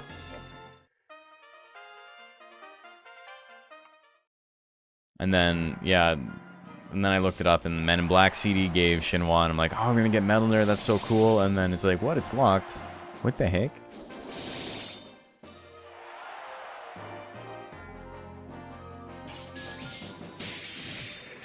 Remember the playground rumor about Do You Believe in Aliens? I think I'm, like, misremembering Enema of the State giving you Metal Nerf as well, because of the bit I did about Tom DeLonge and the Do You Believe in Aliens question. The Hound gonna take that. The Poop Man and Billy Stylish.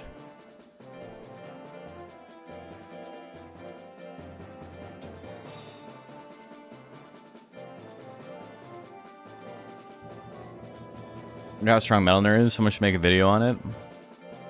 Someone should make 3 videos on it. 4. I had the right album for Sumo Arrowhead, but not the right release. Damn. Yeah, that happened quite a bit.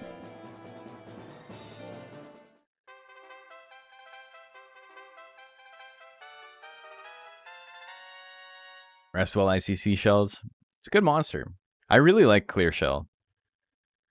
Got the most fucked up name of like any monster because it's like the most wrong name. His shell is the only part that's not clear.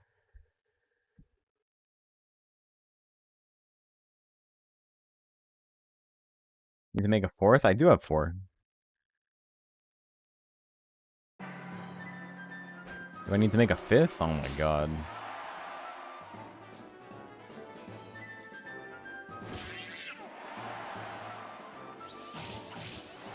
Cutting mask, big damage. Straight. Damn. Who's left for the Rancher Rundown? There's Gaboo, Niton. I don't remember who else. Undine.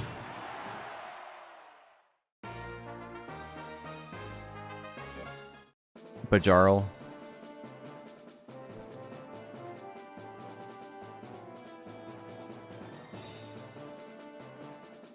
Is that it?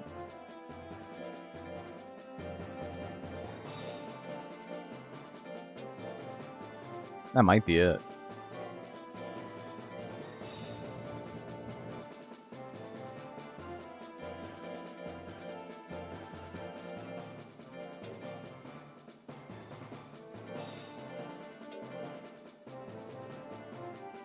Yeah, I said Gaboo. Gaboo, Niton, Undine, Bajarl. Fuck. Yeah, I don't know who else.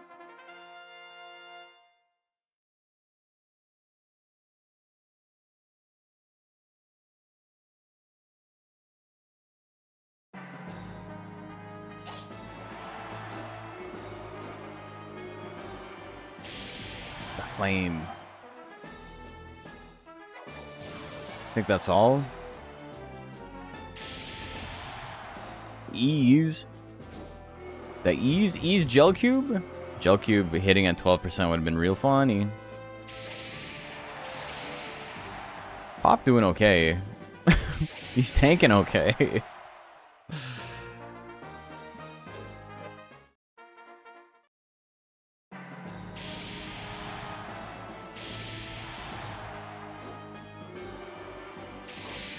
Oh, lightning. The Ease again, the double Ease. Holy shit, dude. I'm styling on him. The Pixie's gonna take it. Otter Pop. Man, it just goes to show you how much matchups matter. Otter Pop almost won DX or Deluxe Cup. Like, got very far into the Deluxe Cup. Faux Real and Buzz Slapping.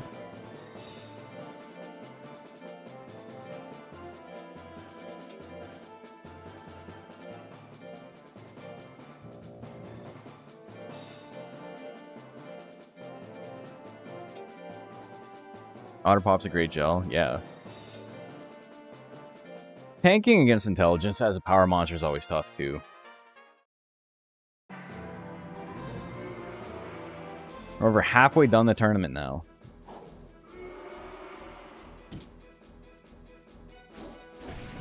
Ooh, a smash slack miss. Heavy slap, big damage, not enough to kill.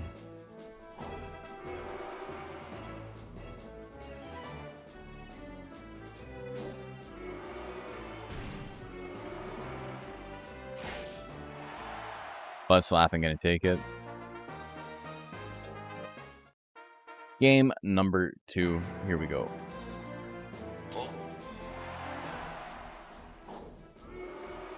I'm gonna go for a massage. I haven't in so long. I should book one like right now while I'm on stream. There's a bunch of things I gotta do. I was gonna sit down today and like stuff I gotta buy, new shoes, things like that, and then I kind of just let it all lapse. Still recovering from this insane month I had. I woke up tired today. I didn't do much except drive to the movie theater and make dinner, and then I took a nap before stream, and I'm still tired. Just my body is just trying so hard to recover. Because even with all that work and stuff, like, I was still training as well, right? So it was just, it was too much.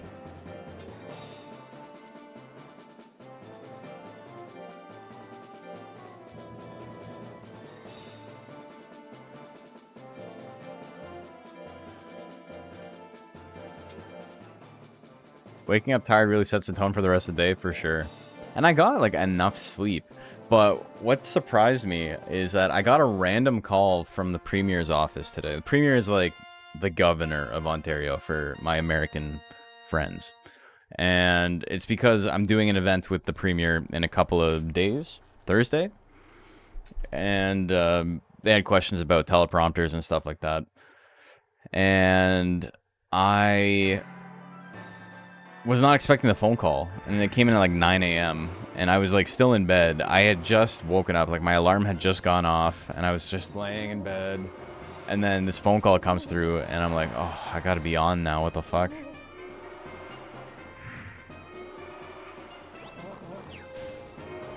Hard to imagine not waking up tired. Being active will help that, though.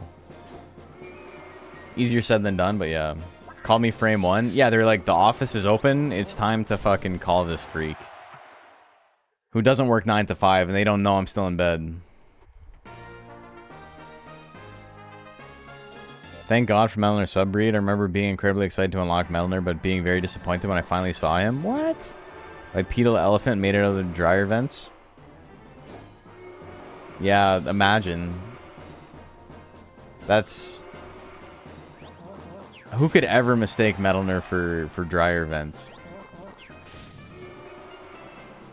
And also expect Metalner and Bajral to have really cool looking int-based attacks with magic and lasers. All they want to do is box or something. I mean, he does have a big intelligence laser. Oh, that's 1-1.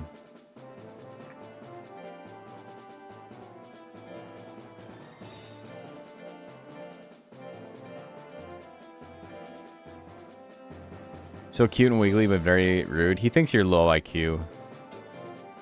Yeah, if you think he looks like dryer vents, wait until you find out what I made his costume out of.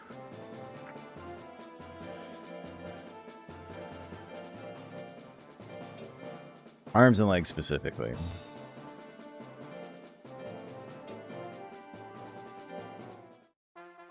Okay. The brow smash, big miss. Twister Claw, good damage. Charge is going to do a huge grip. It's got power, though. You can win it here. Maybe not with Thrust Claw, but he doesn't really need power. Brow hit, big miss, 41%. Oil Fire should finish him off. He misses, though. Another charge comes out. Nebulad gonna take that. He's moving on.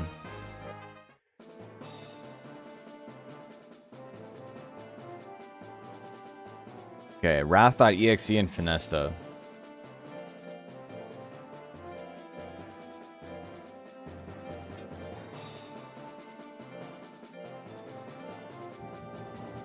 It's very funny to me to think that, like, if I'm getting a phone call at 9 a.m. from the Premier's office, that means that's the first thing they did that day. There was nothing more important to them than calling me to ask about if there was going to be a stage and if it was okay for them to take down stuff after he was done speaking. Which is like, yes, obviously.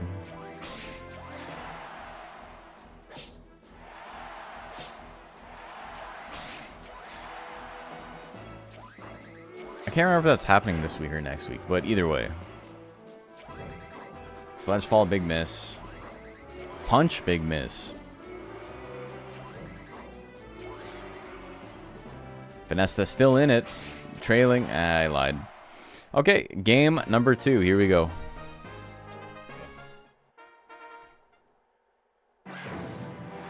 Damn, huge charge opener. Pretty cheap. Oh, big crit low kick. 2 in a row. He's still in it, though. Another charge, another crit. Finesta takes it to game 3.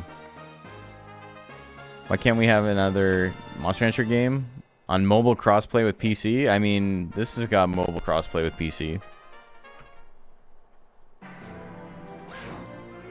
He tried it again. He's like, it's been working. Laser cutter, he tries to chop his head off, and he does. Wrath.exe, gonna take it.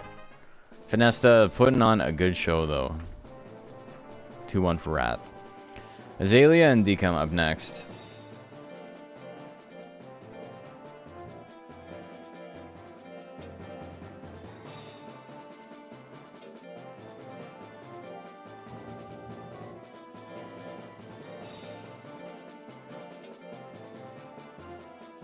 Yeah, with your Monster 1, you're so surprised. I think he's won 2 matches so far.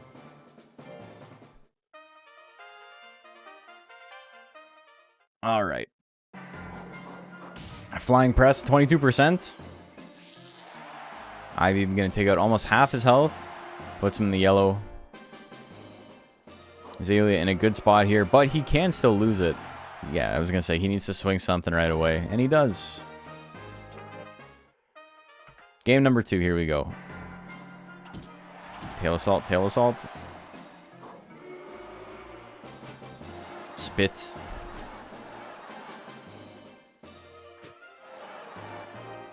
Many spits.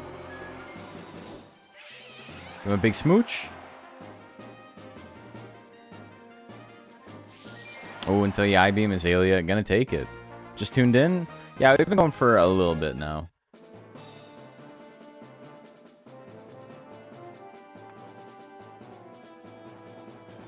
Misfortune and O'Malley.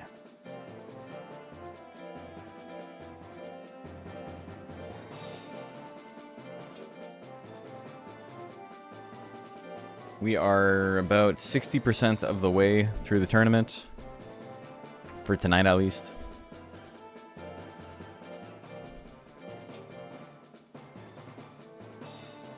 Yeah, about 2/3. Alright. Xander and Projectile, here we go. O'Malley the Alley Cat. Claw combo, big damage. Thrust Claw would have finished him. Foolery? Punch combo, drops the sword, goes apeshit. Misfortune takes game number 1. Game number 2, here we go.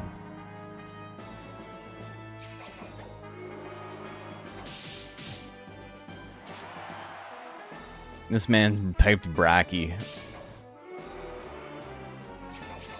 Claw combo, not enough to kill, but very close. Ooh, dash slash, big miss. Thrust Claw. Again, trying to finish it. Rush slash, gonna take it. Misfortune wins it 2-0.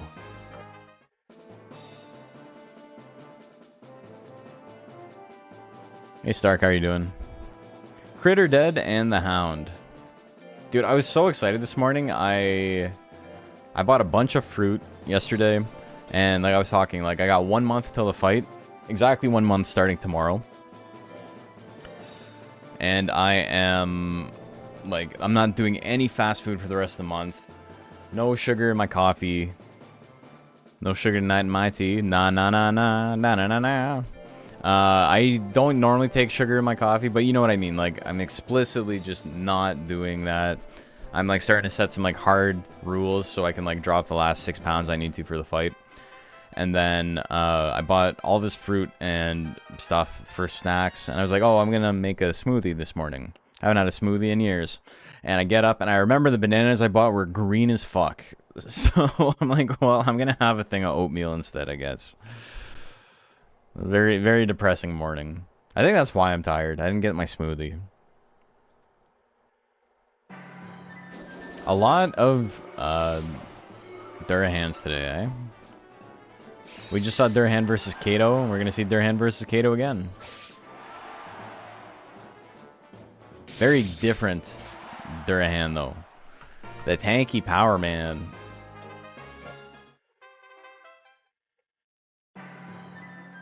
Damn, I really could have gone for a smoothie this morning.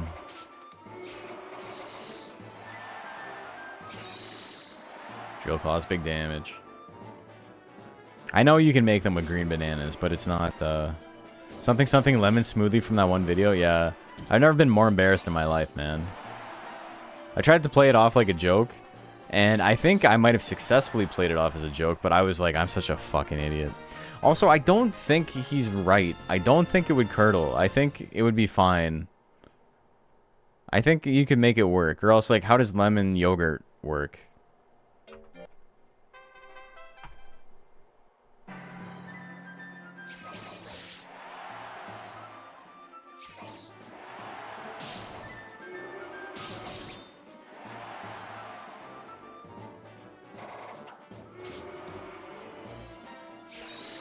I guess the guy who, like, makes smoothies for a living knows more about smoothies than I do, and it's hubris to assume otherwise.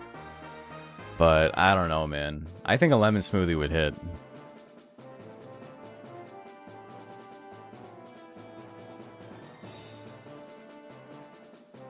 Okay, the Poop Man and Ginger Snaps up next.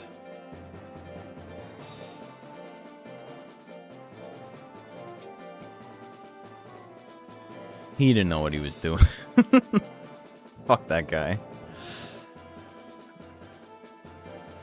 It's so funny to me that, like, the best shawarma I've ever had in my life was a little kiosk in that same mall that, like, doesn't exist anymore. The guy was, like, very aggressive. Couldn't you use lemon extract, like, for the smoothie? So the bit he's talking about is I went and ordered a smoothie from a place inside a mall once, and they asked me, like, what flavor I wanted, and I said lemon, and the guy's like, oh, I can't do that because it'll curdle the milk. And I just remember thinking, like, am I dumb? Like, am I a dumb person? And it's like, I understand you don't, like, if you add acids to milk, like, you know, it's not great.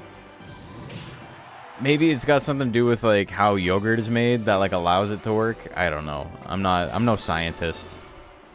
I'm gonna try it. I'm gonna just put lemon juice in milk and see what happens. I'm sure they have, like, yogurt and stuff there, too, though. I think I just didn't want to make it. On the off chance I didn't like it, and I asked for something, like, kind of stupid, and then would ask for a refund. So that shit happens. That's the thing in, like, Indian restaurants all the time. They're like, you cannot return the food if it's too spicy. Like, you are a white person and you ask for very spicy food, we will not give you a refund if it's too spicy for you. And it's like, alright, I understand. On a similar note, cottage cheese has been a godsend for my calorie cutting. Dude, I gotta get cottage cheese. Cotta hate cheese? What the hell? That's one of my favorite line readings from The Simpsons. Cotta hate cheese? What the hell? Ginger Snaps wins it. Did she win game one? She was swinging a lot game one, but I don't know if it was enough. Was it? Oh, she got the kill game one. No, wait. I'm like super far back. Holy moly.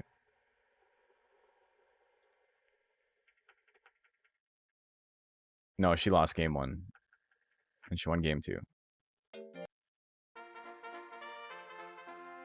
I always have to give them make it family spices to subvert white person expectations. Dude, one time I was at an Indian restaurant and I ordered a bunch of food and I'm like,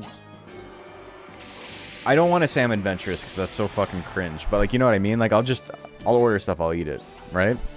I'll try new things. And I remember I ordered a bunch of stuff and the waitress looked at me like I was a moron. And my first thought was like, did I order like 7 rice dishes and I didn't know? Like, it was just like a really stupid thing to order. And I think she realized that I noticed she was looking at me weird. And so she was like, oh, that's just really spicy. And I'm like, okay, no, it's fine. We're not gonna complain if it's spicy. We're gonna eat that shit. She's like, okay. That's what everyone says. And that shit was spicy. But, you know, he handled it. There's only been one time in my life where I've gotten food that was, like, too spicy for me to eat. 2 times, but it's one time, and then the second time had an asterisk. First time is I got Nashville hot chicken, and it was the first time I'd ever had Nashville hot chicken. And I'm like, I'm not trying to go crazy today. I'll just get like a 5 out of 10. I got stuff to do after this. And that 5 out of 10 was like debilitatingly hot. Like it was spicy to the degree that like things are spicy when it's a bit, when it's like, oh, these are like the ultra super duper suicide wings, don't order. If you order, you gotta sign a waiver, you know, like the gimmick shit. It was like that level of spicy, and I was like crying. I was like, what the fuck is like 6? What's 7? Nobody's ordered an 8. Like I think it's just the same. You hit 6 and then it's just like it tapers off. It's got to be the same spice. It can't be worse. And then one time I ordered soup from a Korean restaurant and I accidentally got a bird's eye chili in my eye. And so that was spicy and made me cry, but I don't know if that counts. I was worried I was going to go blind. I had the bird's eye in my eye. I love spicy food, but most of those hot sauces that have heat for heat's sake taste like paint thinner. Yeah, 100%. I'm really not big on habanero sauces for that reason. I think most habanero sauces are just like, we made it spicy.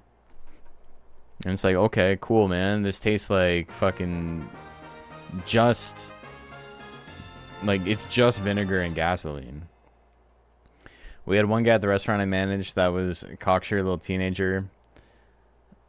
Little teenage white boy. I was a cocksure teenage white boy trying to show off, and he said... Anyway, you can't make it spicy enough. Unaware that I was a trained Cajun chef. Mon ami? That kept pure ghost pepper extract in the kitchen. Hell yeah. This tastes like an evolutionary response. Yeah, exactly. Korean, the revolution was a lie. Do you remember when you were young and you wanted to set the world on fire? That was me, man. I was a teenage anarchist, but then the scene got too rigid. There was a mob mentality. They set the rightful sights on me. That shit happened to my friend. I had a friend who came from like a pretty affluent upbringing, and he was very leftist. And he ended up joining like a crust punk like commune thing, and they would go dumpster diving and shit, like freegan type stuff. And he ended up dating this girl who was like really into like using therapy speak to divert away from her own bad actions and her own like failings. And basically, anyway, this kid who came from like affluent suburbs and like had like pretty solid class consciousness and all that ended up hanging out with the anarchists, and then they like ran him out because she basically was just like, he is a white male and every problem we have in our relationship is because he's a white male. And it turned him into like a complete like he started writing like alt-right articles because he was like a journalism major. Like he made the biggest pivot. Like it fucked him up bad. He's a smart guy. It's so sad to see happen because he didn't deserve any of that. And I can completely understand. You get stuck in that situation and you're like, these people are crazy.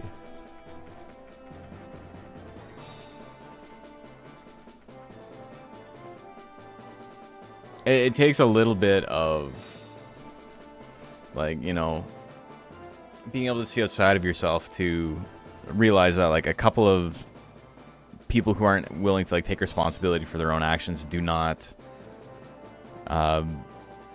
justify changing your entire personality, but you know what I mean.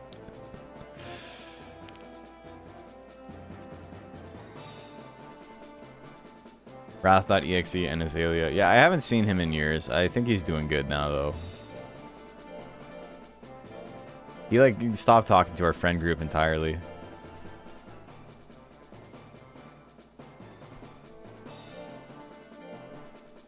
I was a teenage anarchist, but the politics were too convenient.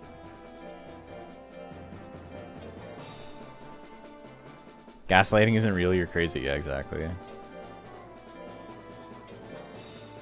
And like I know firsthand like how it can happen and how indoctrination happens and how you can like join a friend group that like has your best interests in mind, and they might actually have your best interests in mind, but they're also indoctrinated, so they don't realize like the poison they're feeding you.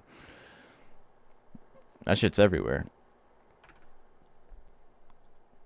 Like when I was living with like the men's rights activist guy for a year or 6 months or however long it was, like you hear the arguments over and over and they start to make a little bit of sense. They're still like a thing in your brain that's like, this is kind of crazy. But like if you're not immune to propaganda, that's all it is. And then I remember like the second I got out of there, I was like, no, it's all stupid. Like this gas lamping, you're lighting a fire in a lamp. That's true. Yeah, they are called gas lamps.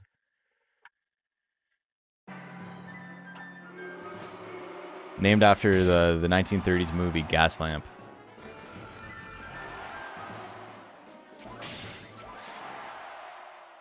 Wrath is killing it today. Look at him go.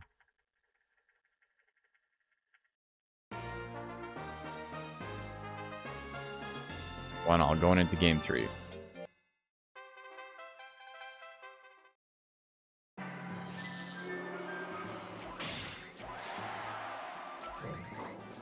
Hammerfall, big miss. He's trying though. Sledgefall, that should do it. Damn, Wrath takes it. Wrath moving on. 2-1. Misfortune in the Hound.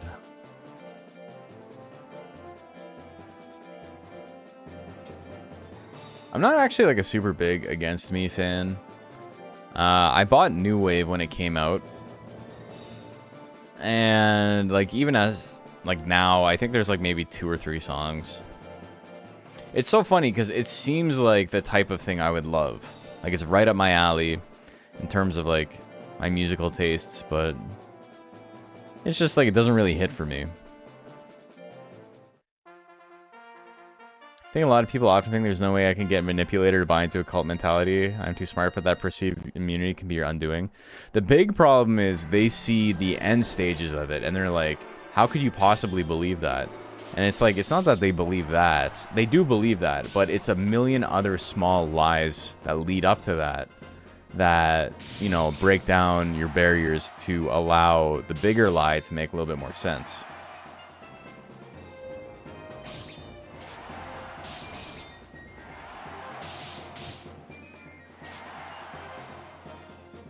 Never seek them out, but when they come on Pandora or whatever, I just go, damn, this slaps. Dude, the only songs that show up for me if I have like Spotify on or whatever, and it is like auto playing, is Teenage Anarchist, and then maybe New Wave, or what's the other one? If she wants to dance and drink all night, well, there's no one that can stop her. What's that song called? Ba ba ba da ba ba ba da da da. That's also on New Wave, but I don't remember.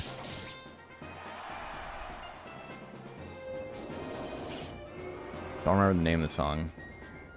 It's like their biggest hit, maybe. I don't remember the song. Song name.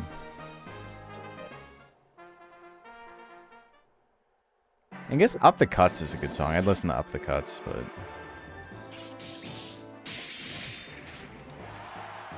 when I was raised in a cult, you never had a chance to choose for yourself. There's that too. That's just, it is the way the world works. Rush Slash.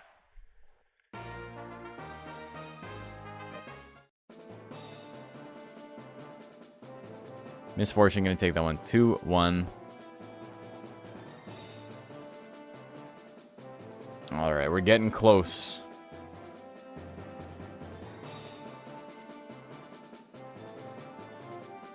We've got 2 more rounds to guarantee who makes it into the top 6 here. Hannah Warrior and Ginger Snaps up first.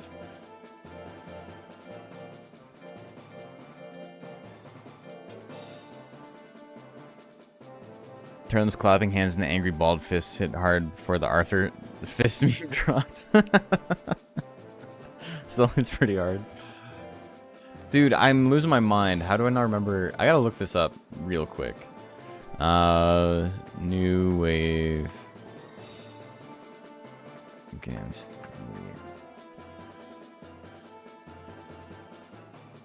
track list.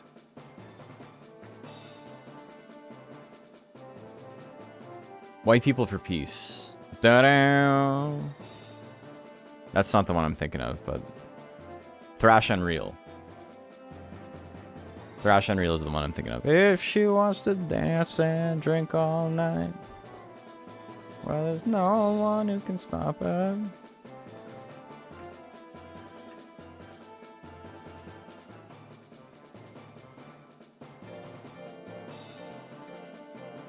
I don't know why I'm singing it like that. That's like absolutely not their vocal timbre, but one day I'm gonna enter a search query into a monster field and it's gonna be funny. Yeah, I mean, I can't type into the monster field, so I'm safe.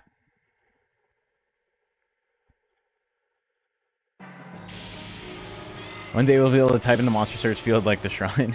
Yeah. There's a mod for it. I just need to find it, download it. Now that I have Reloaded working and everything.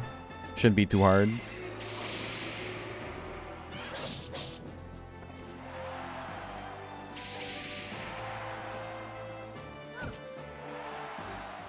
Yeah, improved from that for now. Oh, power stab throw? He tried it. He tried it. Would have done 1,000 damage. Not 999. It would have broke it. This needed damage to go above 999 like we saw in UKMR, where you could get like 100,000. Even though you can only go up to 9,000 life.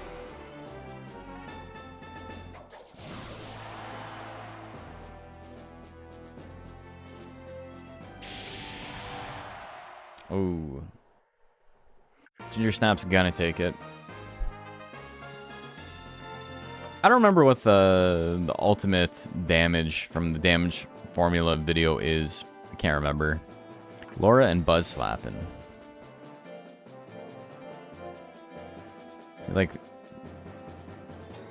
12,000 life, that's right.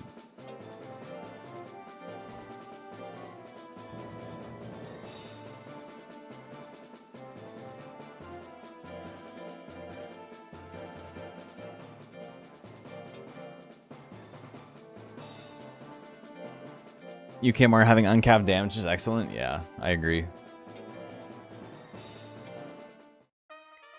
Okay. A couple of brand new monsters have been going super deep in bracket today. We got Alora. We got Wrath.exe.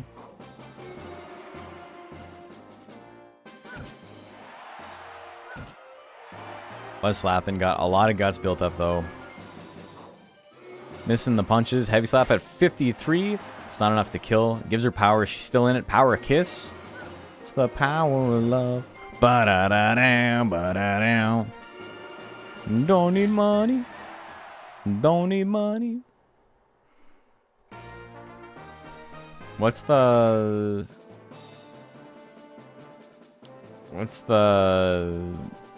mouth sounds one? Is it the don't need no credit card to ride this train? Don't need no credit card. Just over and over again. That was only game 1.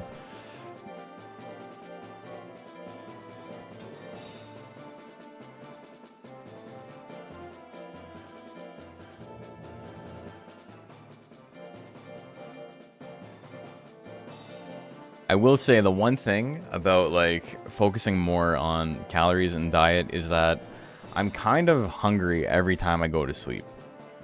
Like, I'm forcing myself not to eat a late snack, but, like, I'm feeling it. I could eat something right now. I just gotta get over that.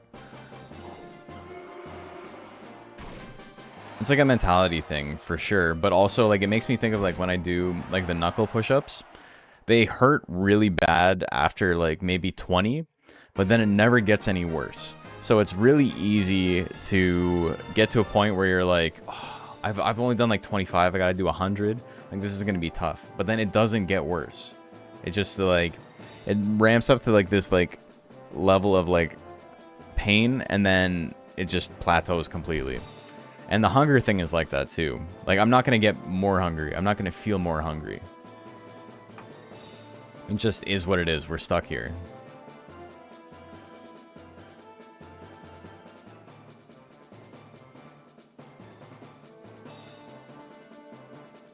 You're hungry right now too? I feel ya. Hunger solidarity. I'm going hungry. I'm going hungry. Except, like 2 octaves higher than that. What was up with Temple of the Dog, man? What a fucking band. They had an album called this. Was it Guns N' Roses had an album called The Spaghetti Incident? Or was it Temple of the Dog had the Spaghetti Incident?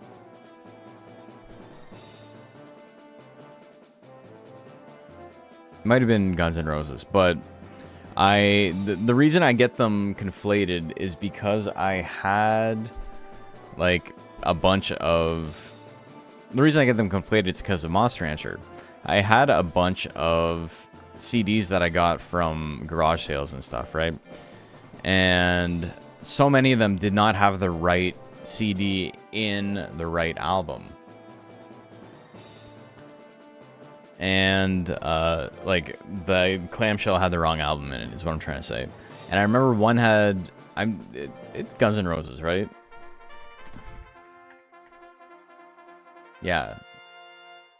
Guns N' Roses, The Spaghetti Incident. What a fucking insane name for an album. Look at this. This is like the worst album cover of all time. This is gnarly.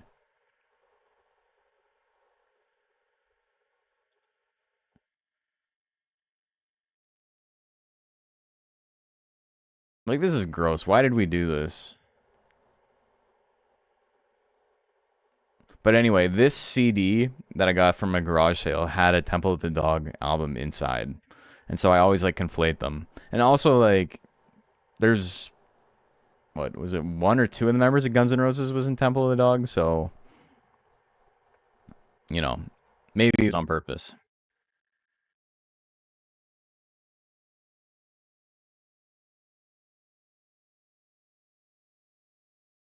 It is the only Guns N' Roses album released not backed by a tour. Although generally well received critically, it is the band's worst selling studio album, having sold 1 million copies in the US by 2018.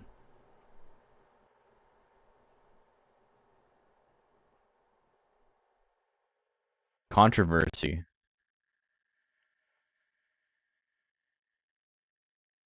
Oh, it's got a cover of a Charles Manson song on it.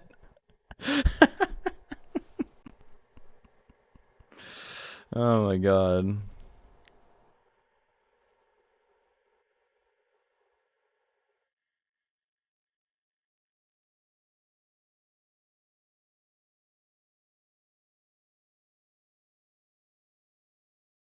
Okay.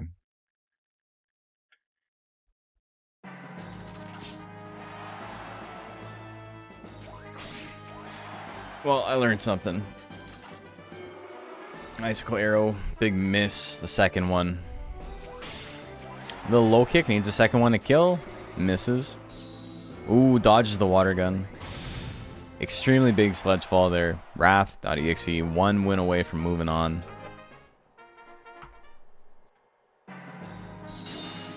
Ooh, water cannon, huge opener. Italian canned ravioli, man. Dude, finding out that Chef Boyardee is a real guy, like, fucked my brain up, like, permanently. There's also these, like, frozen dishes. Like microwave dinners by a guy named Chef Alfredo, who is a real guy as well. Which doesn't seem like it should be real, but maybe he changed his name.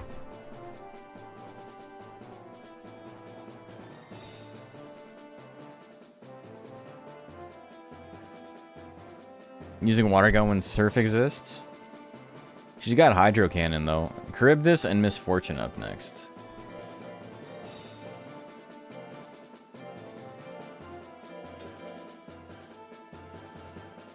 And that he anglicized his name for labels in a way that made no sense. Yeah.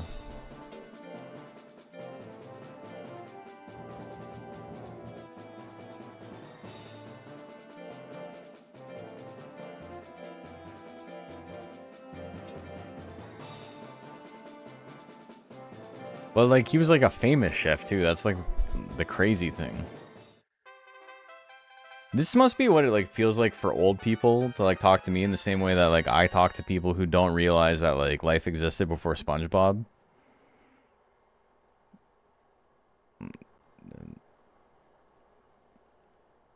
It's like, what? Chef Boyardee was a real guy?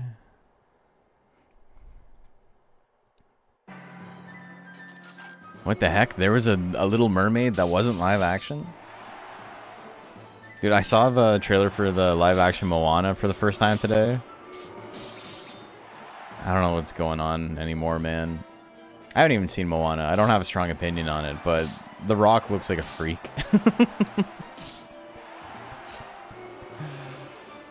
They should have just like taught Troy Polamalu how to act.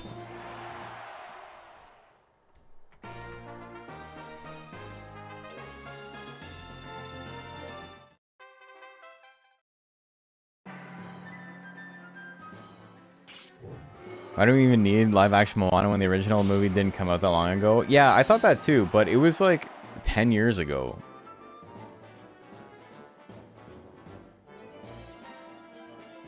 Give it a rest for the remakes.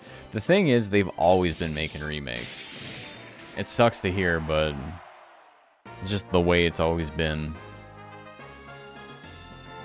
There are no new ideas.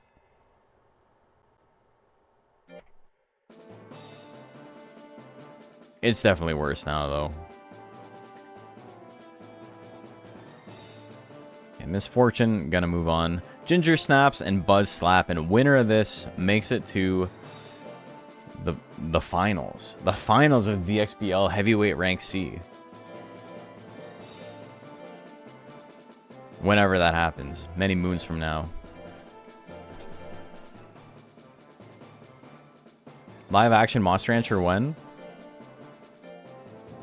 They're gonna make Genki white. Oh no.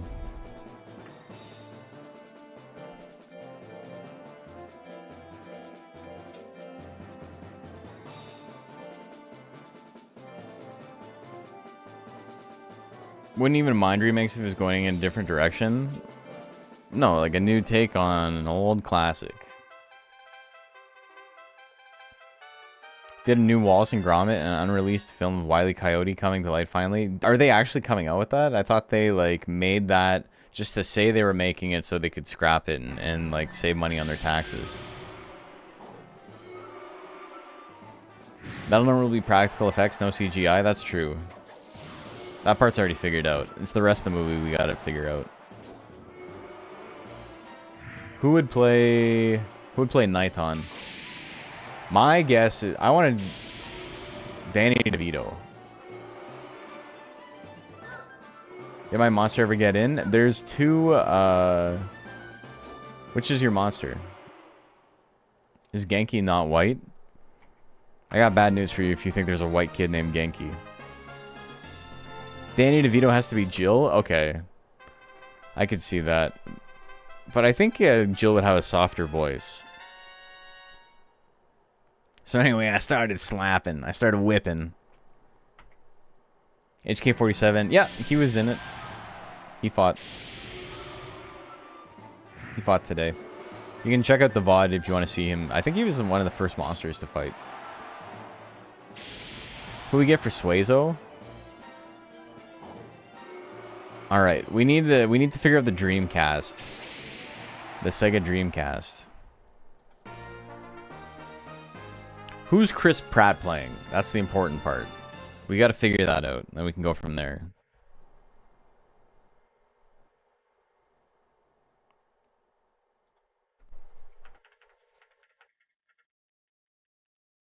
Yeah, did she win both? No. 1-1. Missed the story about that? You're good. Chris Pratt as Hopper. I could see Chris Pratt as Hare or Hopper. Yeah, you have a movie. He's like the #1 voice actor now. For some reason.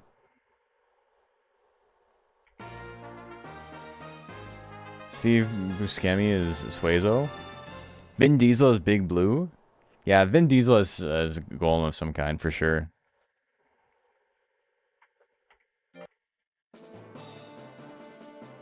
It's so funny the way people look at you when you say Steve Buscemi, because that's how his name is pronounced. That's how he pronounces his name.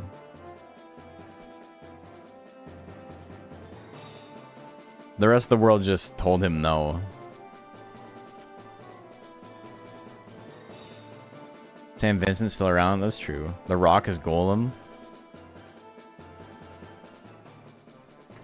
The Rock as Bajarl.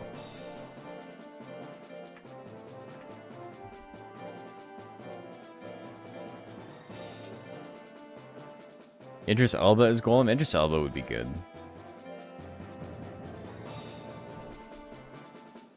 Morgan Freeman is Monel.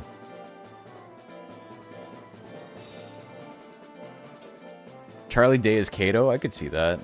Charlie Day would make a good Suezo too. Rock is never allowed to lose. It's in his contract. That shit's so embarrassing.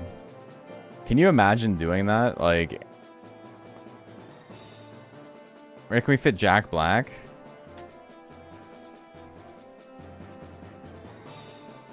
Jack Black. Jack Black would make a good Hair.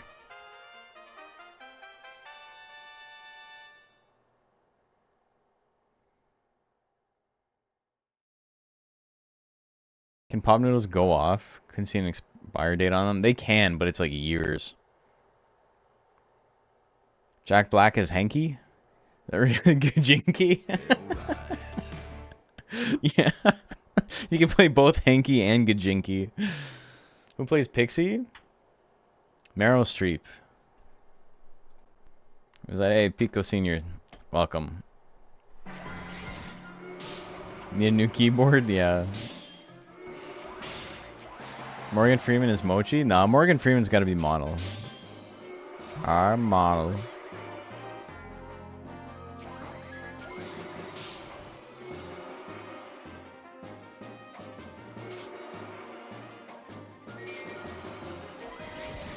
Oh, drill shot, big miss. Slash combo, little miss. Laser cutter, little miss. Nobody landed anything. Oh, hits the rush slash at the last second. Is it enough? No, loses by 0.3%. Wrath still in it. Been late since I was in a match, but Acme movie marketing is the movie Warner Bros. Doesn't want you to see, which just smells like they leaked that. It was a tax write-off to draw hype for the release. Yeah. Well.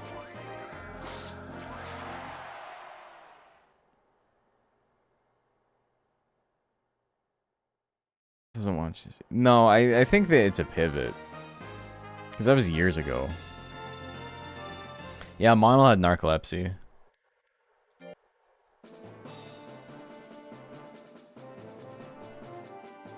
I can't let this narcolepsy slide into another outing. But maybe the only song on that album not about crystal meth or fucking. It's about narcolepsy. Tears in Rain and Buzz Slappin'. Here we go.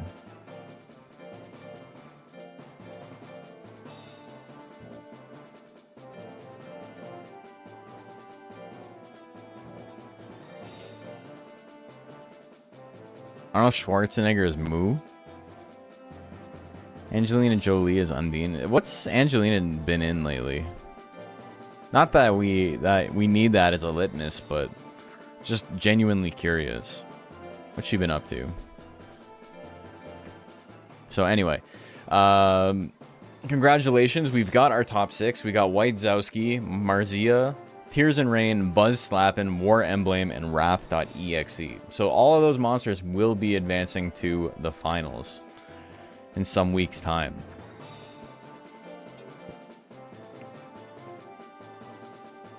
Wrath.exe in its first tournament. Sometimes it just happens.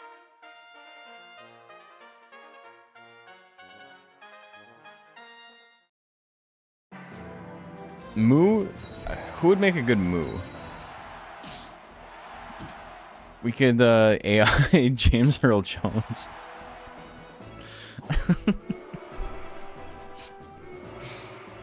Oh man.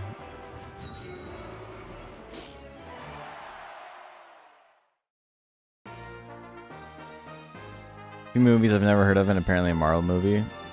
Really? Is Tears of Rain a Blade Runner reference? You'd have to ask, but I could see that. That's where it comes from.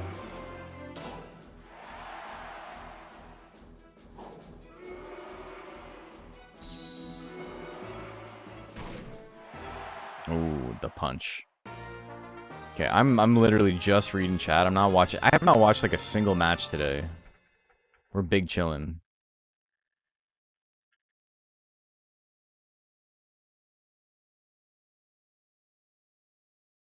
Hold on. Let me see what's up. Scarlett Johansson is that specific pixie that talks about her legs being jelly. No, we need Scarlett Johansson as Shinhwa.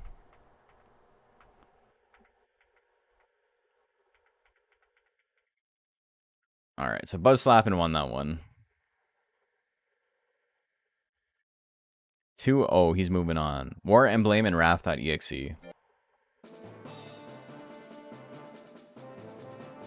You're weak, you've turned the kettle on?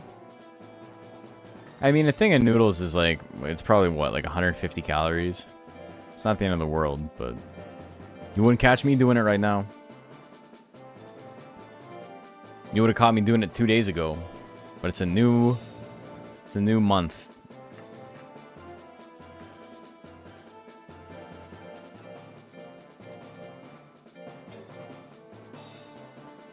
Tim Curry is Moo? That could be sick. Tim Curry as Naga could be sick. I'm trying to pick voices that I think would be good that don't just copy what's already on the show, right?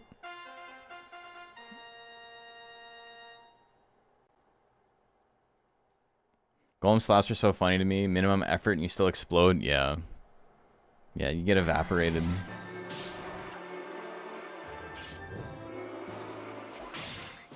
Alan Rickman is Naga or Gali? Alan Rickman is Gali is pretty close to the original show. But he's not, he wouldn't be doing a voice, he'd just be doing Alan Rickman. The thing is, Gali doesn't need to be that sinister. They made him so fucking sinister. Christopher Walken Moo? Alright, now we're cooking.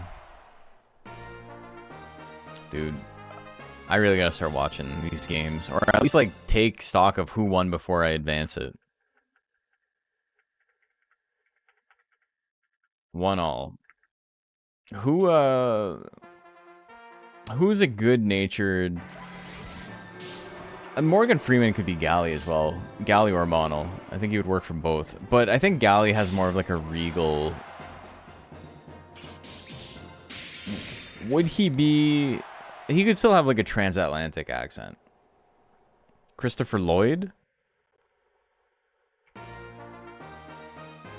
Yeah, I could see that.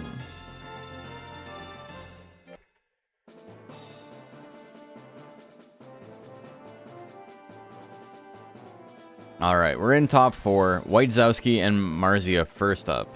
Winner side.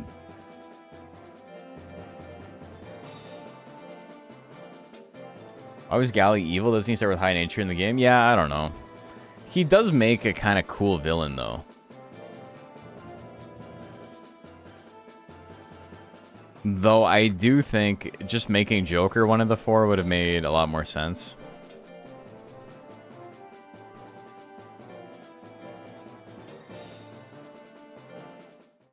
The Big Bad 4 were all Mons from Monster Rancher 1, though, so I think the idea was to keep them kind of in line with what was out in the first Monster Rancher game, in case people who are watching the anime were fans of the game first. Here's also the smart one in the group when the game has minimum intelligence gains. Yeah. Some liberties were taken, for sure. The most accurate thing about the show is literally the very first episode, where they show Genki playing Monster Rancher competitively, because it's got two actual top-tier monsters fighting each other, and they both got 999 life. They got max stats.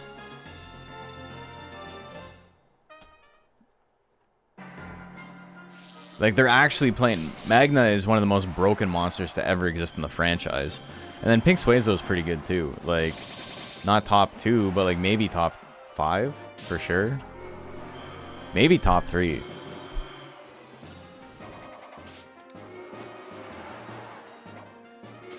Top 1 is... Like, we've got... Plant, which is like obscenely broken in 1, and then Pixie and Ghost are pretty close behind, and then you would have Golem, and then probably Suezo, and then probably Disc after that.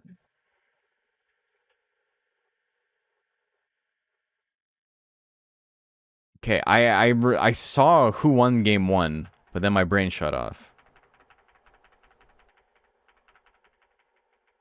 Yeah, it's 1-1. There's a hidden joke there where they banned Allergen and Mint. Yeah, maybe. Genki won with chewing? Yeah, he did.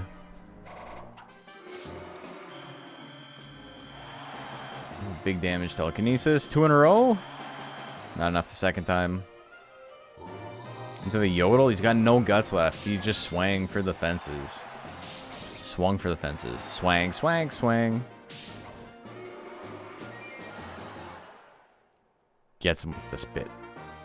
So this is kind of gross, but I love him. Yeah, he's sick. In both ways.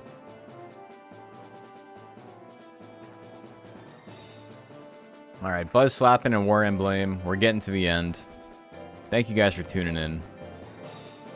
A few more matches to go.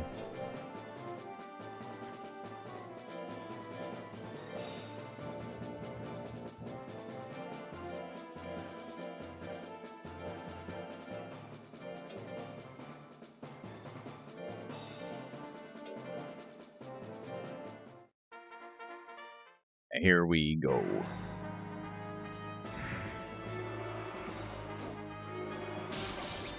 Rush slash, big damage. Million stabs? Ooh, he's gonna take it. We're going to game 2.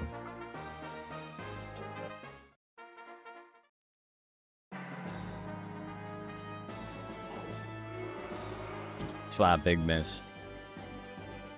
Yeah, it's really funny how like fucked up Plant is in Monster Rancher 1, where Intelligence Plant is the most broken monster that has ever existed in the franchise under player control.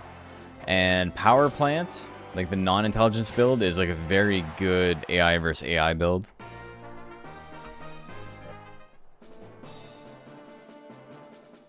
Buzz Slapping. Gonna take it. We're moving on. Marzia and Buzz Slapping.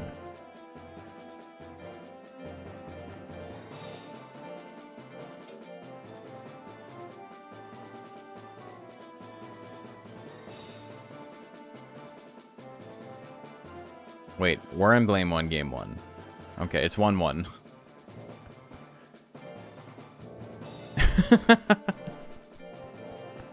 Oh, man. My brain's not in it tonight. That's okay. Work is tiring. Don't let anyone tell you different.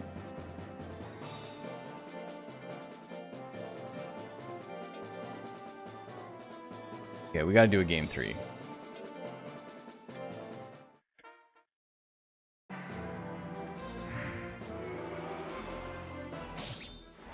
Big cut into dash slash, misses there. 2 in a row, big miss. Heavy slap gonna do. Ooh, he gets it. Buzz Slapping moving on anyway. So Marzia and Buzz Slapping.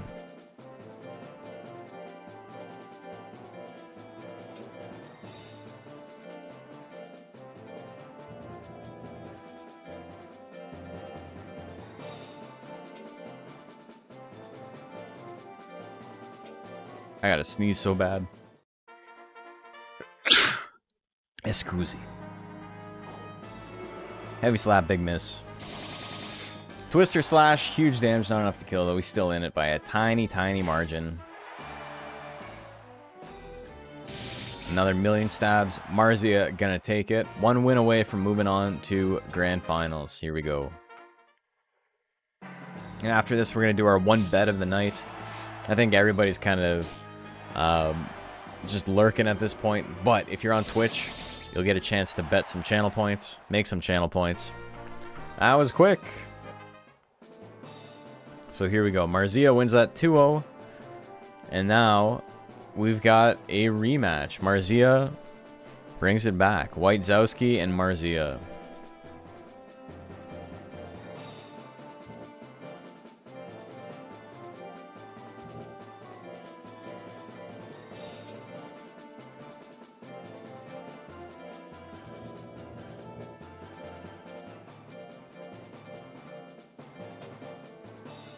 Okay, so we're going to do a bet here. A prediction, if you will.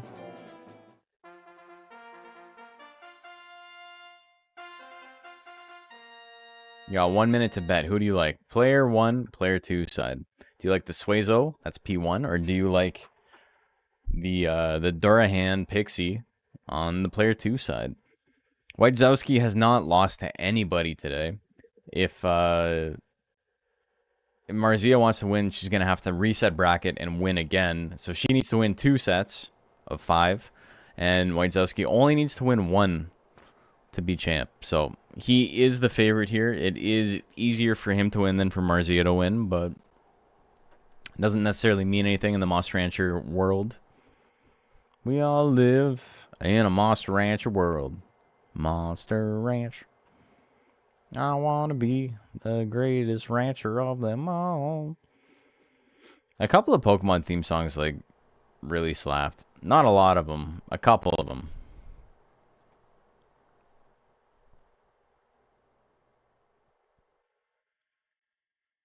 We do all live in a Pokemon world. 63% on Wojciechowski. About what you would expect. A Yodel miss. Here we go. Rush slash, a little bit of damage to start things off. Twister slash, big miss, million stabs. That's going to land. It's not enough to kill, though. It doesn't give him power. Oh, the foolery. He's going to get exploded. He grits, though, with a 60 guts lead. Telekinesis. It's going to kill. The grit comeback. Wojciechowski, 2 wins away from winning the whole tournament undefeated. Slash combo, big miss. Telekinesis. Just baited her into that, eh? 2 telekinesis, no crit. No power either, though. Into spit. Million stabs. It lands. Good chunk of damage, but he's still living. Hits another telekinesis. Damn, only using the accurate attacks, eh? Going to game 3. He is on tournament point. Misses the kiss. She's got a big guts lead. Missed the slash combo. It's about even again. The Yodel's going to whiff as well. Huge dash slash. Puts him into the green on 1 hit. He's got to watch out. Million stabs will finish it. She misses, though. Telekinesis. It's been his go-to. Big crit. Does more than half her health. A second one. Another crit. She grits. She's still in it. Cut in 2. Big miss there. 8 seconds left on the clock. Wojciechowski with the lead. Yodel runs out the clock. He actually lands it, too. 3-0. Damn. Just doing his thing. The Yodel finally lands. And Wojciechowski's going to take it 3-0. That's the tournament. No reset necessary. I think the last couple of times we've done it, we've gone to like game 10. So this was pretty dominant. Let's see the standings.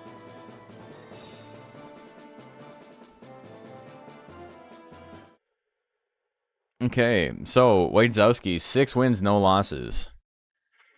Marzia, Buzz Slappin', War Emblem, Tears in Rain, and Wrath.exe all advancing. Congratulations to everybody. Wrath.exe in its very first tournament will be playing for a spot. Well, it has secured a berth in the finals just because of the way the tournament worked. So, good for him. Ginger Snaps, Misfortune, unfortunately just on the button. Didn't make it.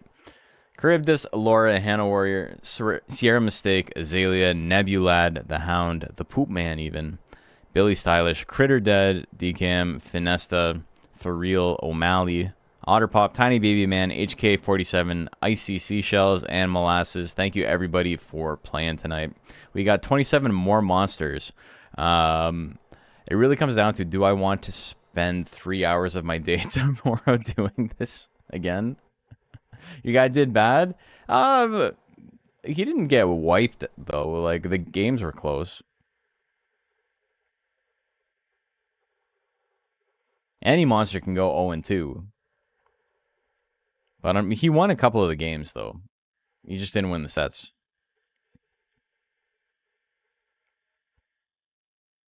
First competitive monster, just fun just to participate. Hell yeah, that's the spirit. For sure. Okay, let's pay out the winners.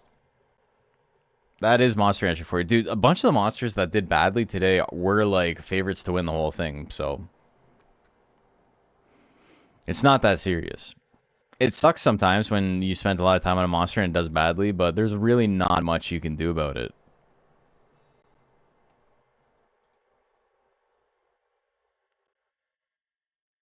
I see random people playing Monster Rancher. Let's go raid them. Hope they're cool. They got cringe in their description. I think we're going to avoid that. If they're that self-aware, we don't need to... Dude, I'm following the official Yu-Gi-Oh channel. Look at this thumbnail they got up.